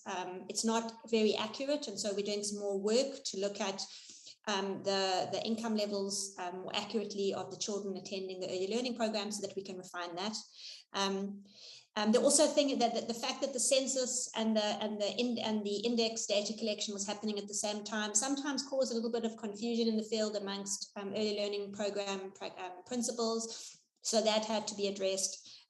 So there were these sorts of limitations, but nothing significant that we feel in any way undermines the quality or the validity of the findings. And more information on that is available in the technical report. Now, when it comes to ethical considerations, we went through a process where we distributed, before we went into the field, we obviously had contacted all of the principals of each site, had conversations with them. We sent a form to them in advance, which they then sent home to parents, which was really asking parents if there were any objections. Obviously, if there are any objections, those children aren't included. And then on the day, we only selected from children whose parents hadn't lodged any objections. And then the children themselves are also given the opportunity to opt out at any stage. And obviously they're very little, so it's hard for them. But we have, these check-ins that are built in to make sure that the child is comfortable and okay. And if the child doesn't answer a question or is really struggling, the assessment is automatically stopped. So I think that's just to answer that question around ethical considerations. Then in terms of gender-based violence, so no, we didn't look at that. I mean, I think violence in general against young children is of great concern. And I think that, it may be why we're seeing in certain provinces high rates of children who are socially and emotionally not meeting the standard. It may be linked to that. We obviously don't know, but we didn't specifically look at that. I think when you're looking at a topic like that, it requires a different kind of methodology. So this was a survey methodology, it was training people that had a week's training, I think, to be able to go out and do these assessments. I think if you're doing research around things like gender-based violence, you really are needing a different type of field worker or researcher. So we didn't include that. On the reliability and the validity, so firstly, just to come to the point that DG made around the national curriculum framework. So the tools that we used were developed in 2016, and part of the process of developing it was aligning it to the national curriculum framework to make sure that we were actually really looking at the things that children should be able to do. We also did interviews with grade R practitioners to understand the skills that children needed, looked at international research. Was an extensive process, and then meetings were held with Department of Basic Education, Umalusi, researchers, Department of Social Development, others, to really agree on what does it mean to be on track? What does it mean to be falling behind, and what does it mean to be falling far behind? So that whole process happened over a couple of years to be able to make sure that these tools actually provide a reliable measure. There was also an extensive process to ensure that it was fair. In other words, that none of the items in any way disadvantaged children who might live in rural areas or who might be in more impoverished home circumstances. And then also we did an extensive process to ensure that it was also that there was interlanguage reliability, so that the items, if we assess children about ask children to name an item, that word wasn't a lot more difficult in a different language, so that there was language equivalent. So there really was a process, and there's a full technical manual speaking about that if anyone is interested on that. So I think that's just something to point out around the reliability and the validity. And then in terms of the data collection itself, assessors were required to follow a very, very explicit protocol. So they had to do things. There was a lot of fidelity in the implementation. So they had to ask things in exactly the same way. They had to follow exactly the same protocol. It's all scripted to make sure that it's fair and that it's replicable, so that you can actually repeat it over time. So I think that covers the questions around the research itself. Then there were questions around, there was a question around monitoring of quality. And I know there's a whole nother process that DBE is involved in with some other organizations that's looking at quality assurance. And we really, I mean, we fed all of this information into that process. So how do you use this data to monitor the quality of early learning programs? And there's a process underway, which I'm sure colleagues from the Department of Basic Education could elaborate on, that really is looking at a quality assurance system. The other question was around the relationship between these different things, and different people ask that in different ways. So I'm just going to sort of pull it all together.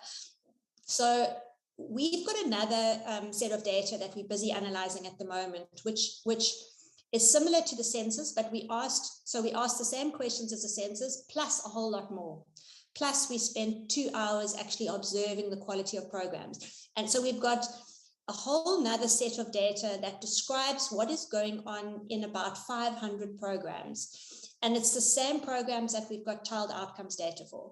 So we now combining these two and saying, okay, we know what child outcomes look like in these sites, and we know what these sites were like. We know, we've asked questions around qualifications. We've looked at things like fees. We've looked at salaries being paid, learning materials, the quality of the interactions, the menu, everything. So now we're analyzing these two together to see what is the relationship between the different characteristics of a program and child outcomes. And that is, we're adding that to other data that we have, and then we'll very happy to come back and present to say these are the factors that we can see are associated with improved outcomes. And these are the ones that are less important. Now, one of the things that we've seen already from other research that we've done is the quality of the practitioner, the quality of the teaching, the interaction between the child and the teacher is the most important thing. It is so important. But whether or not the practitioner is actually qualified at this point doesn't make the biggest difference. The biggest difference is whether the practitioner is mentored, is supported, and is able to implement what they've learned within a classroom setting. So the reason I'm saying that is qualifications are important, but it's not the panacea. Having qualified practitioners who aren't supported and mentored and actually helped to implement what they learn in the classroom means that the qualification won't make a difference in child outcomes. So I think that's something we must just think about carefully, that there's a package of support for early learning practitioners. Then another question was around stunting, and there was a good question around the fact that we do provide child support grant now, we do have nutritional programs, but we're still seeing high rates of stunting. Now, the nutritional programs are really important because they make sure that children aren't hungry so they can learn in that moment. But stunting actually, the actual physical, stunting happens earlier on. So in order to address stunting, we need to make sure that mothers have healthy pregnancies and that the child has good nutrition, especially in the first 2 years of life. And what happens with the child support grant is very often, because of the application process, children only end up benefiting from the child support grant in their second year, because it often takes the mother or the caregiver the first year to get all the documents, to do the application process. And so there's a delay in uptake. And it's that first year when the child most needs access. So one of the things that we've put forward as a recommendation, and others have been advocating for this, is that the grant starts during maternity period. So actually during pregnancy, the pregnant mother is helped to access a grant, which ensures that she has better nutrition, and which means that when the child is born, that child is already on a grant, and it would just need verification of the birth. So I think that's one important thing, is we need to have interventions earlier. And stunting also, unfortunately, has other things like access to clean water and adequate healthcare, which obviously also need to be taken into account. But feeding in early learning programs and in schools play a critical role. And we do know from research that's been done elsewhere that good nutrition can turn stunting around to some extent. So you can actually see that children who are stunted, when they get adequate nutrition a little bit later on, it actually can remedy some of the effects of early malnutrition. In terms of numbers of children and staff per program, so there was a question around that, and Jan can add to it. There are norms and standards which speak to that. It varies by the age of the child. So it's different. There's different ratios depending on the age of the child. So I think it's 1 to 6 for children under 18 months, and then it goes up to 1 to 20 for children age 45, for example. So there definitely are those norms and standards. And it would be interesting to really break the census data up into sort of more granular sizes so that we can see how those ratios are actually playing out when we look at ages of different children.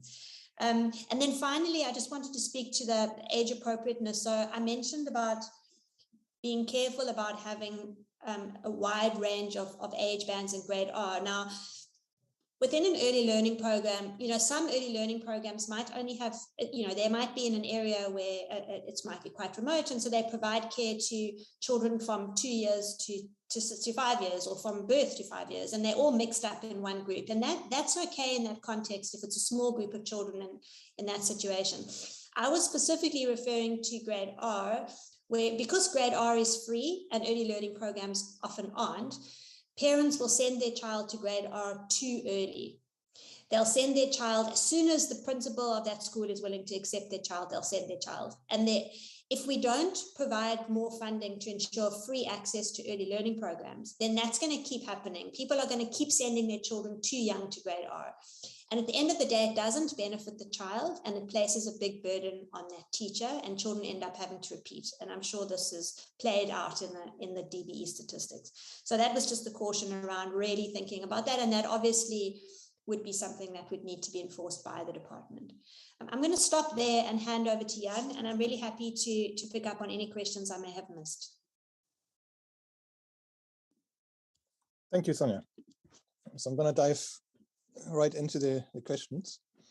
And I think the first one was actually quite a general question about our experience in the field and having observed the sector quite closely, and just some thoughts around what can be done to improve access to early childhood development and to improve the sector in general. Now, I'm probably going to answer this question from a very administrative point of view or technical point of view. And just maybe from my own and my team's experience, having done this research and field work, I think the most important, or like one of the most important steps have been now done by collecting this data for the ECD census, because the lack of simply a list of early childhood development programs that didn't exist before, I think was a huge barrier to make any meaningful progress and implement changes. And just to illustrate it, when we started this, I was personally surprised to realize that even there wasn't even a list of early learning programs, or consolidated list and definite list of early learning programs subsidized by DSD. Basically, each district had their own list, and the quality of these lists were of variable quality. And it was only the Wangasari data set which combined these lists in a way, but because of the quality of the source lists, that information was also spotty. So a lot of times, for example, basics like contact numbers or addresses were just missing. So for the first time to have that really comprehensive and complete list of early learning programs, I think is a basic requirement and necessity to do anything really. But the next step, I think, is also something that DBE is now actively working on already, which is turning this list into a management information system similar to the existing EMIS database of schools. And I think that's an absolutely necessary step, because what we have experienced even during fieldwork is this is a very dynamic sector. So early learning programs pop up and shut down on a daily basis. So in a sense, the census list was outdated on the day it was completed.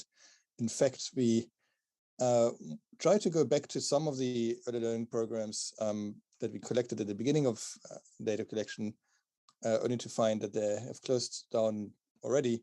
And some of the early learning programs that we collected towards or captured towards the end of data collection didn't even exist at the time that we started the data collection in August.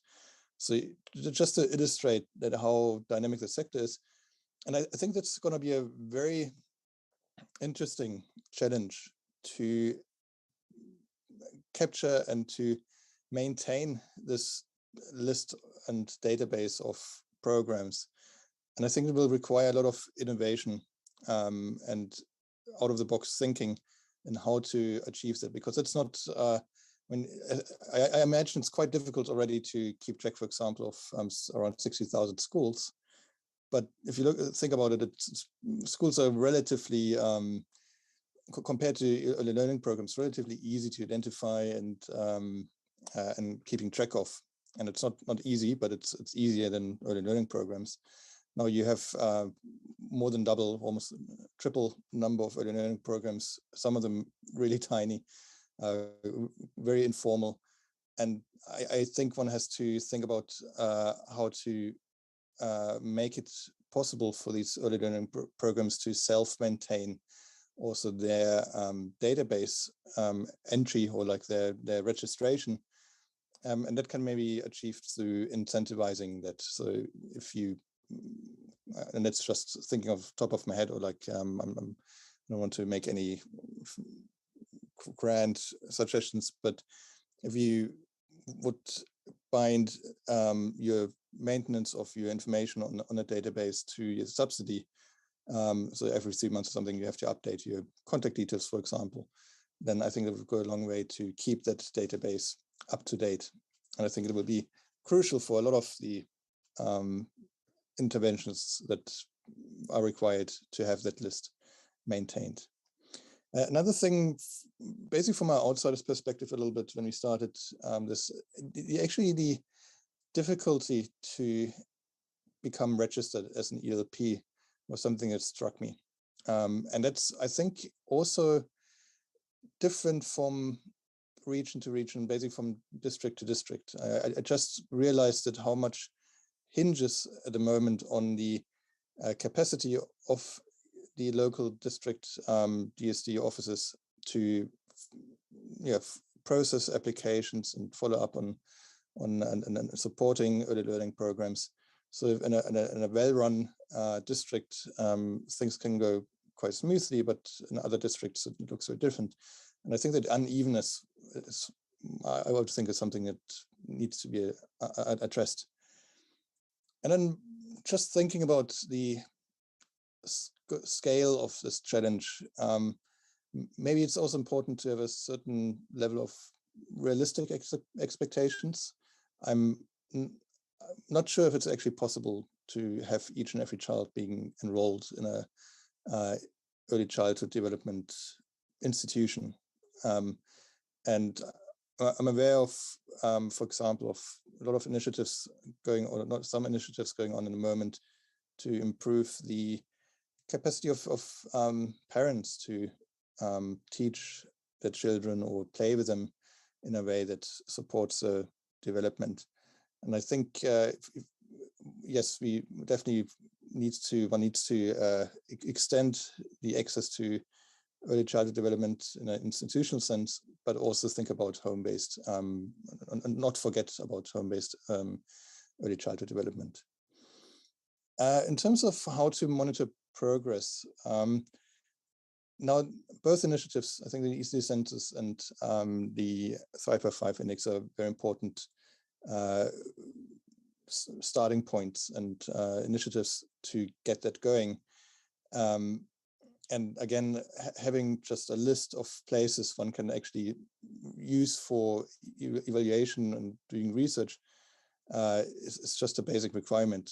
Just previous to the census, when we were doing survey work in the ECD sector, just not having a sampling frame, to use a research term, and something that's quite important to meaningful research, was a huge problem. Like you never knew whether your findings were representative of anything really. And so, yeah, maintaining that list, as I also mentioned, is important. But then also using the tools which are available. So Data Drive 2030, which is spearheaded by Sonia, makes tools available for free to implement this, implement monitoring and evaluation initiatives. And so it's important to use it, and it needs a standardized tool. So I think it's important to make more use of it, and maybe again link it to and not leave it to stakeholders from the private sector or from social sector to implement it, but actually from government to drive monitoring on site at ECE early learning programs and push for more research driven by government actually. In terms of gender-based violence and how that whether that was addressed in our research, the short answer is not no, like not really. And one reason is that for the ECD census, the data collection was really at the early learning, the program level. So we didn't engage with children at all, purposefully, because it would have required different ethical clearance, and we would have had to talk to the parents and get their permission. Simply wasn't feasible on that level. So the data collection for the census was relatively top level, not going into children level detailed data collection. So we don't really have data on gender-based violence through the census. One might be able to use some of the variables we collected, for example, for sanitation. We did ask about whether they have separate toilets, so it might be possible to use some of this data for some of the other studies or for follow-up studies, but we didn't per se. In terms of limitations of the study, or the census, now we're very confident that we really captured the very, like as many can capture through this kind of exercise. But it would be, it would be unrealistic to expect it to be really captured each and every ELP that existed during the time that we collected data. And if I had to pinpoint maybe two types of early learning programs where it was difficult and the most challenging to capture those, then I would mention really small and informal ones. So we did try to collect day mothers as much as possible, and day mothers being single practitioner with up to 6 children, which operating often in very informal and like at people's homes, and it's just, I mean, one doesn't need much imagination to see why that's difficult, because you can walk past a house and not know that there's actually a group of 4 children being looked after. And we had to rely on community members to point this out to us. And so that's just will always be a challenge to capture these really tiny learning programs.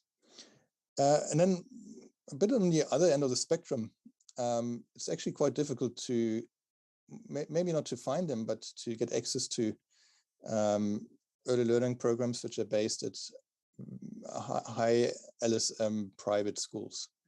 So the really fancy schools, they're not overly keen to let researchers in.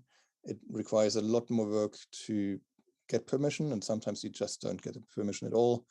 One can also imagine why that is. And that's a research challenge, and not only for early learning, early childhood development, but for school-based research in general. And in fact, for research of any kind, the survey-based research in South Africa, the most difficult places to get in are the rich places, to make it short.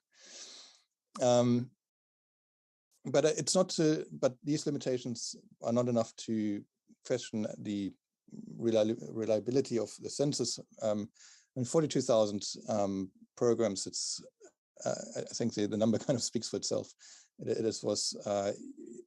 Even if we missed some early learning programs, the results you draw on the insights you draw from the ones we did collect, because the sheer number of if you like, of your sample size is enough to rule out any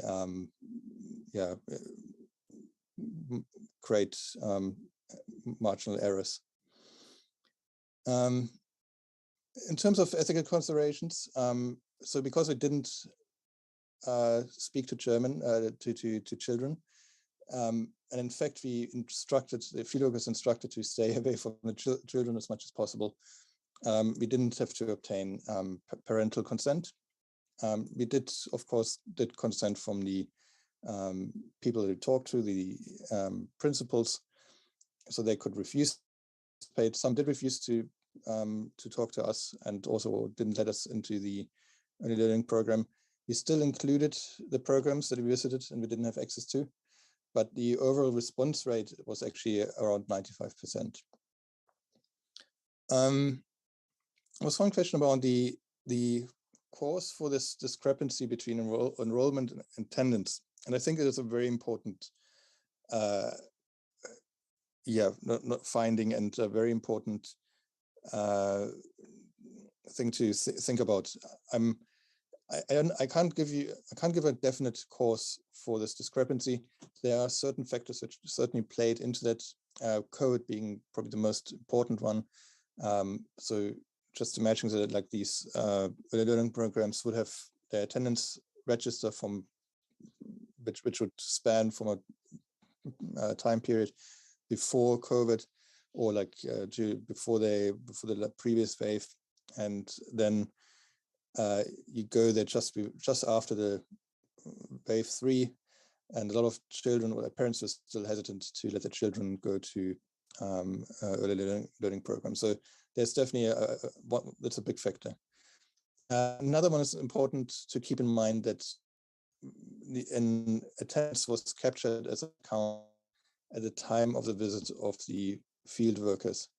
So if a field worker would arrive at an early learning program, let's say at 2 o'clock in the afternoon, 3 o'clock in the afternoon, you would get a different head count than what you would get, let's say, at 10 o'clock in the morning. So that's some of the discrepancies based on that. And I think more analysis needs to be done on the existing data to try to tweak out those COVID and time of attendance factors, so one would be able to maybe see a different a trend to less children being counted towards late in the day, and then draw inferences which allow you to kind of supplement and impute values for attendance. But I think at the end of the day, it is an important finding that there is indeed a discrepancy between enrollment and attendance. So studies which don't take that into account, only take enrollment, might be over counting and making assumptions about number of children at programs, which might affect the findings. So I think it's something which is indeed not being acknowledged enough yet in research in the early childhood development.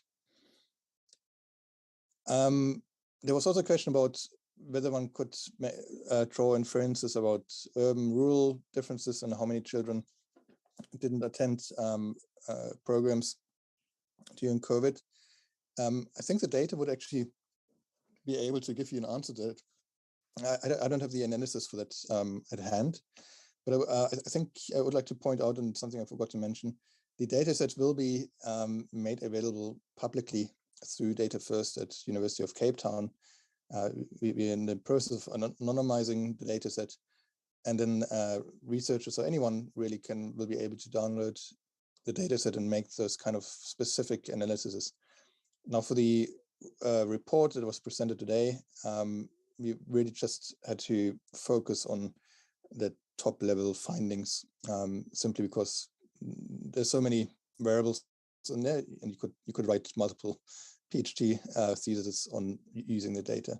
and we had to restrict it in some way. Also, to clarify the staff per program. So on average, we found that a program had 5 staff per program, but it included support staff. And if you look at only teaching staff, then it's around 4 staff per program. But that varies a lot between rural quintiles and provinces. So it will be really interesting to look at this data and much more fine-grained. Again, it's not something we were able to do in this for the purpose of this report, but once the data is being published, anybody will be able to look at it in more detail. And the answer is basically the same one for looking at qualifications per quintile or rural and urban. Now, there was a question about the books and the publishers of books. So we didn't look at it in such detail. So we asked multiple questions about the type of books being available, but we don't have that level of detail in terms of what kind of books or what is the publishers of books. But I would like to point to a separate study which is being initiated by the Lega Foundation just now, which is going to be a deep dive into the ECD sector and really trying to understand what makes some early learning programs work better than other programs. And I'm pretty sure that that sort of question will also be addressed during that study. So it will be quite interesting to see the results of the study by the end of the year. In terms of ECD qualifications, now I'm not an expert on that, so I don't want to speculate too much. But it's again, I think just formalizing and professionalizing the sector as a whole and making increasing registration and maintaining that list of early learning programs and having an actual system to manage these different programs. I think it's just a basic requirement also for professionalizing and making qualifications and enforcing qualifications in the sector. And I would imagine that this could be done in collaboration with sector stakeholders, as it is happening already. And there are certain organizations and communities which are supporting ECD practitioners in obtaining the relevant qualifications. Other questions around, like, for example, the observations on availability of toilets or how many ELPs receiving subsidies. Again, I think the basic requirement to improve on this and is really to have that database that exists now, but maintaining it over time and making sure that it's not just a one snapshot in time and then having to redo the whole exercise maybe every 10 years. Instead, really having a live database.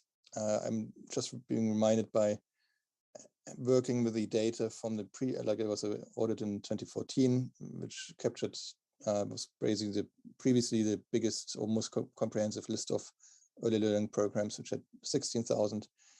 And that list basically just was never updated. And still, even in 2020, we were trying to work with it listed, which had programs which were captured 7 years prior. And one can just imagine how accurate or inaccurate that list becomes over time. So yeah, for any improvements on a logistical or structural level, one needs this basic requirement, which is this database that I've been mentioning. And I think, yeah, these are the questions that I captured, but I'm happy to answer any questions I might have forgotten. Thank you so much, Sonia and Diane. I see there is a follow-up from Honorable Sukers.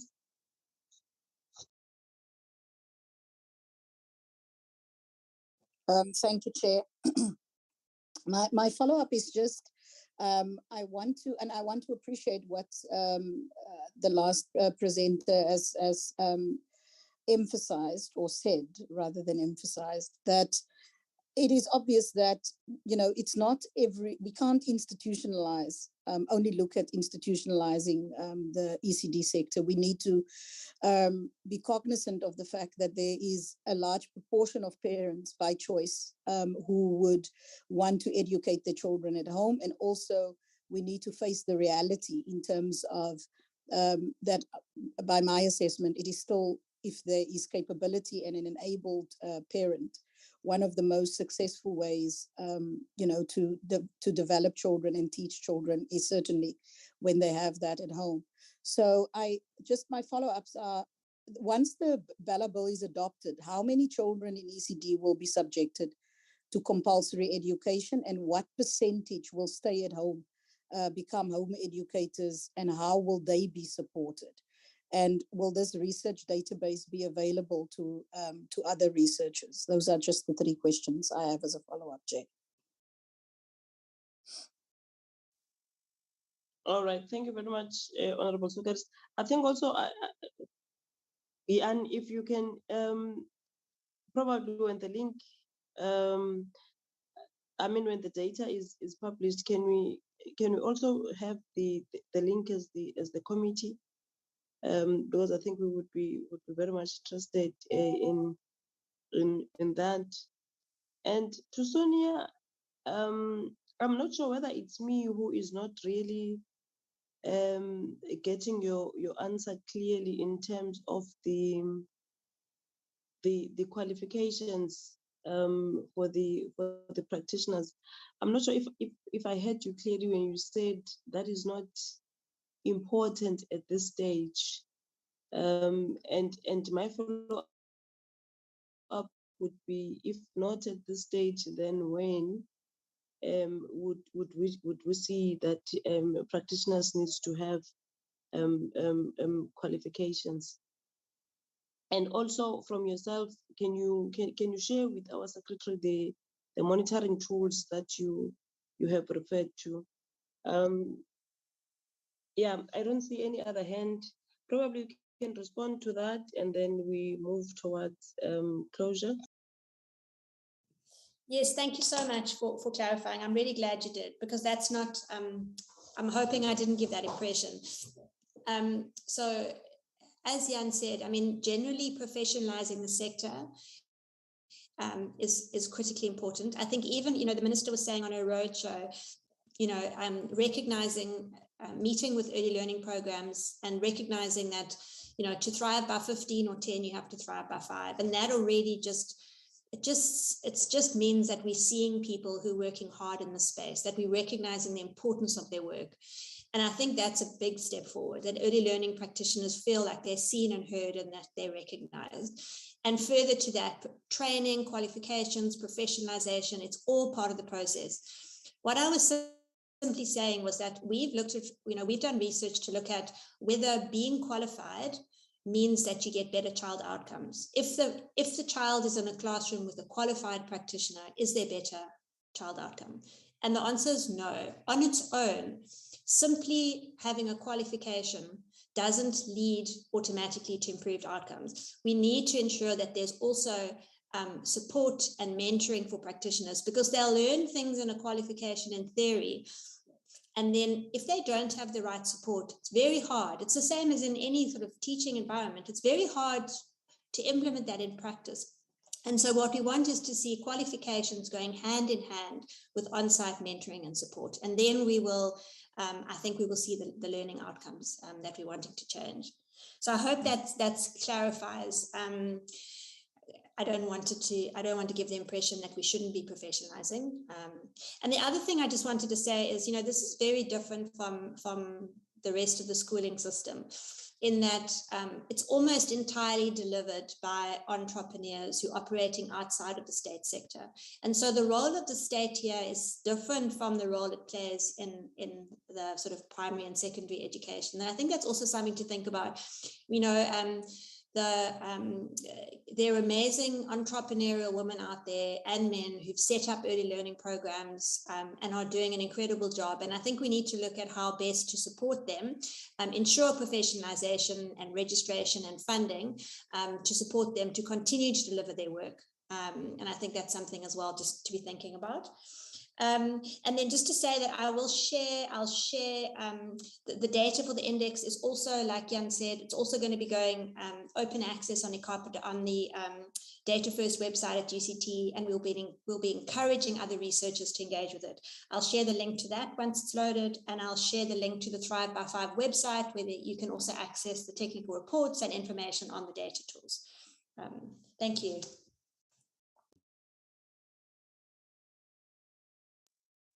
Thank you. Thank you, Jan. Yeah, from my side, there's, I think, not much to add. I also can only say that the data set will be made available through the Data First website, so you will be able to exit it that way. I know that Data First requires registration, so one would have to provide their email address, but then you giving a password, and then you can download the entire data set.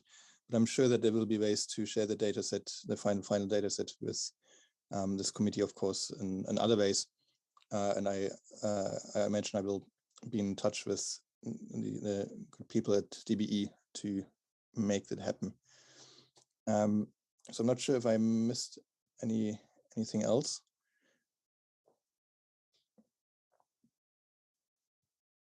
No, I think you have covered. Thank you very much, Minister, DM, DG, and DBE officials, Sonia, Tanya, Sonia, and Jan. Thank you very much to all of you. We are now releasing you so that we deal with our committee issues. Thank you very much for this presentation. I think it has opened us more, it has made us cleverer than we were yesterday. Thank you so much. Thank you very much. Thank you very much. Thank you, and thanks to the committee. Thank you, much appreciated.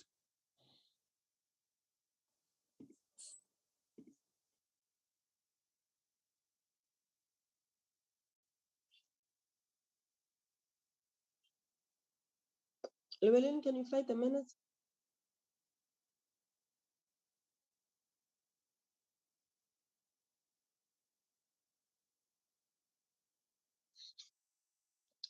Members, we've got the minutes of the meeting that we had last week, where we were having a briefing on the Northern Cape, Western Cape and Free State, on the recommendations we had on the oversight. Page 1 is the attendance, and page 2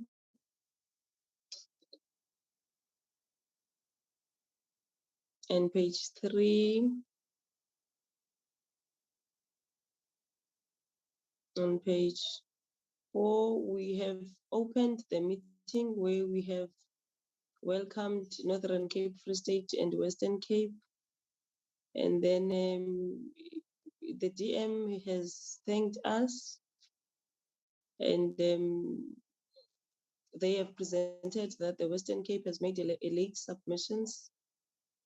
And then we have noted the late submission of the Western Cape, which was the similar incident like that of the Free State. And then we have resolved to retain them and give them a new date. After that, we had a presentation then from the Free State, which was led by the MEC of Free State, Dr. Tate Makwe. And then we also had a presentation by Northern Cape, which was led by MEC Zolile Monakali. And both presentations had responded on our recommendations. And then here we've got our observations and questions. And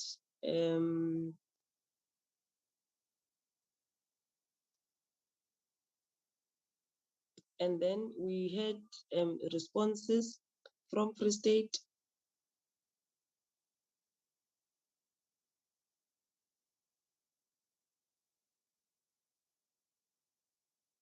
and then Northern Cape as well. They gave us the responses, and then the meeting had concluded where we had thanked everybody that was in the meeting.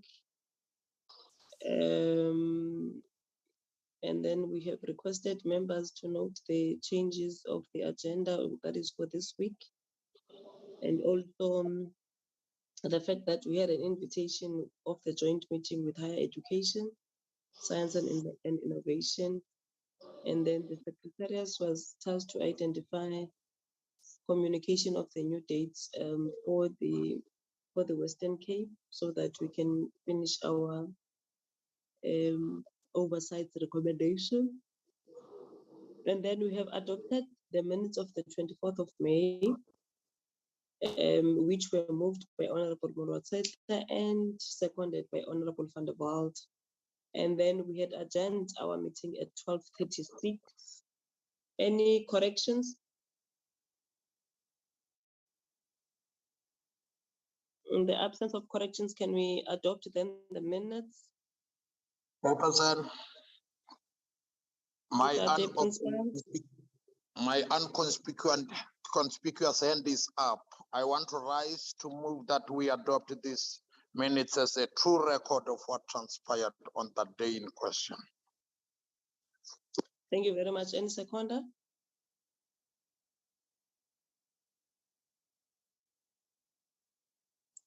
Chairperson, I second. Thank you very much, Rasuela. Thank you very much, honorable members. And now at this point, I think we just need to deal with few issues. One is that tomorrow, like we have said in the minutes, we are supposed to have a joint meeting with higher education.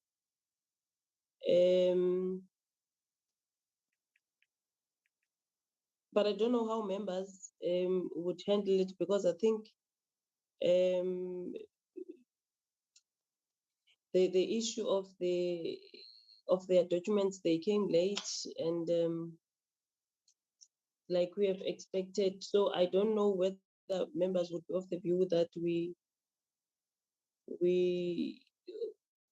just communicate with them and postpone for probably the next available date. I'll just allow members to speak on this matter. Honorable Morwatseta. Mudula Strulo, thank you for the opportunity. I hear you talking about the presentation from the Department of Higher Education. I've not yet seen it.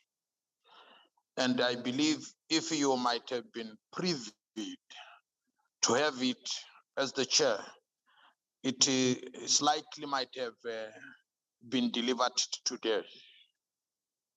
We have set a precedence in this portfolio committee on basic education that we are not going to entertain any such a presentation which is forwarded to us late. Let me just use the word late.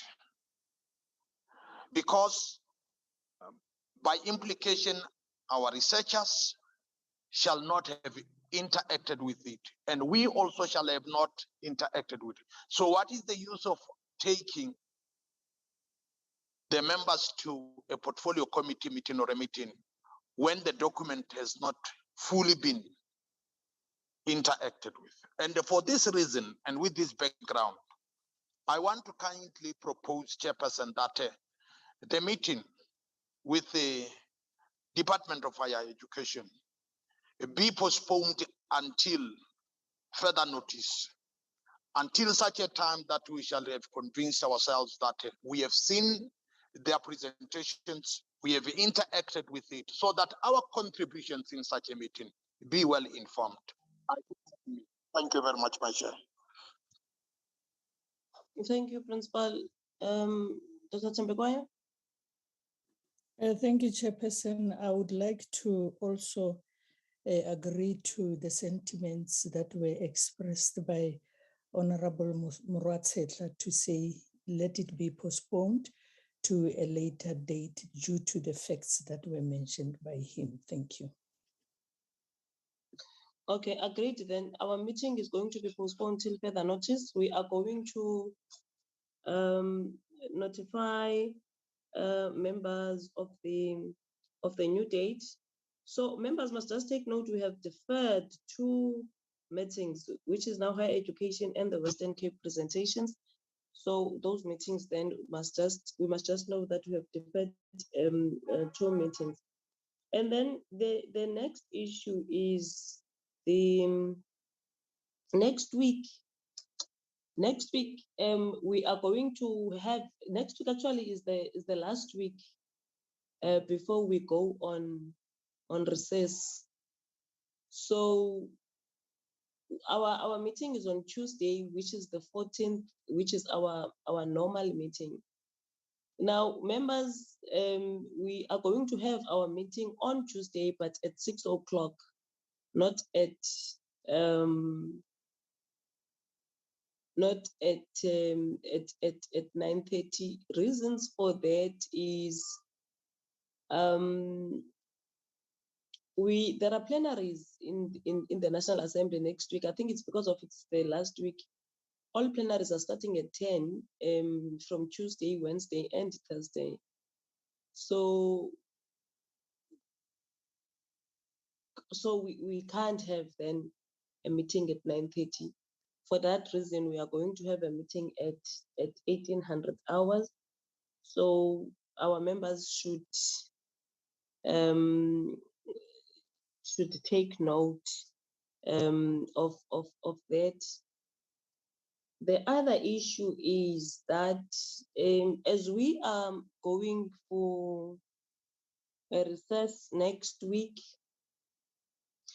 members would remember that the closure for submission for Bella Bill is the 15th of June, which is a day after our committee meeting.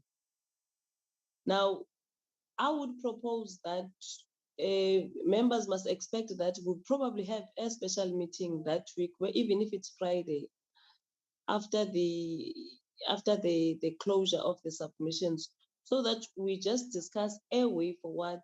And why I'm raising this, we have received many letters in my office that are asking for extension from many stakeholders, which I think when we deal with the matter, we can read those letters, or we will email them actually when we have decided on a date for everybody to see the letters that we have received for extension. But also, I think it will give us an opportunity to see how many submissions have we received, so that we are able to agree whether it's going to be a meeting whether we agree for an extension, or we see how do we move forward after the extension, because we can't wait then because we're only coming back in August, after next week, early August. So members then should bear with us. I'm just alerting members who would probably call for a very special and urgent portfolio committee next week, just after the 15th, so that we see how are we going to deal with the issues of the Bella Bill submissions. And the last issue from my side is the Mpumalanga oversight. When we come back, the first week of when we come back in August, that first week we must do the Mpumalanga oversight. I know, Llewellyn, you are done with the identification of districts and the schools that we need to visit. We just need to revise that, we revive it. Next week when we finish, we are just going to go through that program so that we allow you to make the necessary arrangements for members to partake in that oversight that will be in Mpumalanga. So those are the issues from my side. Honorable Adwans, your hand is up.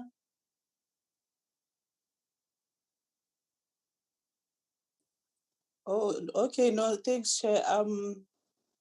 Actually, I did not raise my hand, but maybe it's a legacy one. But I fully agree with you that we must go to oversight or to recess, having met to discuss those issues. Thank you, Chair.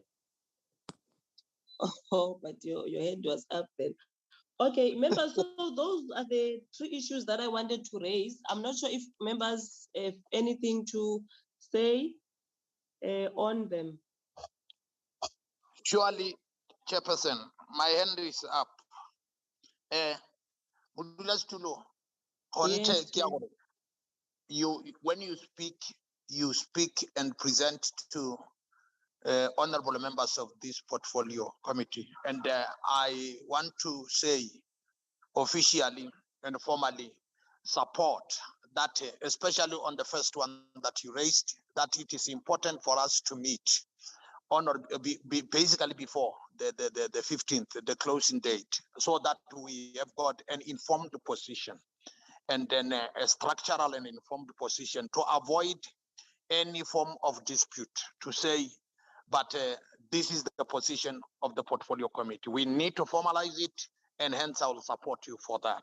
With regard to Mpumalanga, this is long overdue, and the sooner we activate this, the better. Thank you very much. Okay. Then on that note, then we agree on the way forward. We are going to meet then next week, Tuesday at 6 o'clock. Probably by then. Of course, we must have the Mpumalanga program so that it can be adopted by the committee for you to work on it, Llewellyn and the team, the bookings and so on. And then the issue of submissions, like I've said, we are going to have a meeting which is not necessarily the one of the 14th, but after the 15th, after the closing date. We are going to have that meeting. So from my side, there is a plenary at 2. So members are expected to be joining that plenary, and then this meeting is adjourned. Thank you very much, Chairperson. And thank you to everybody in attendance. Bon voyage. Thank you, Chair.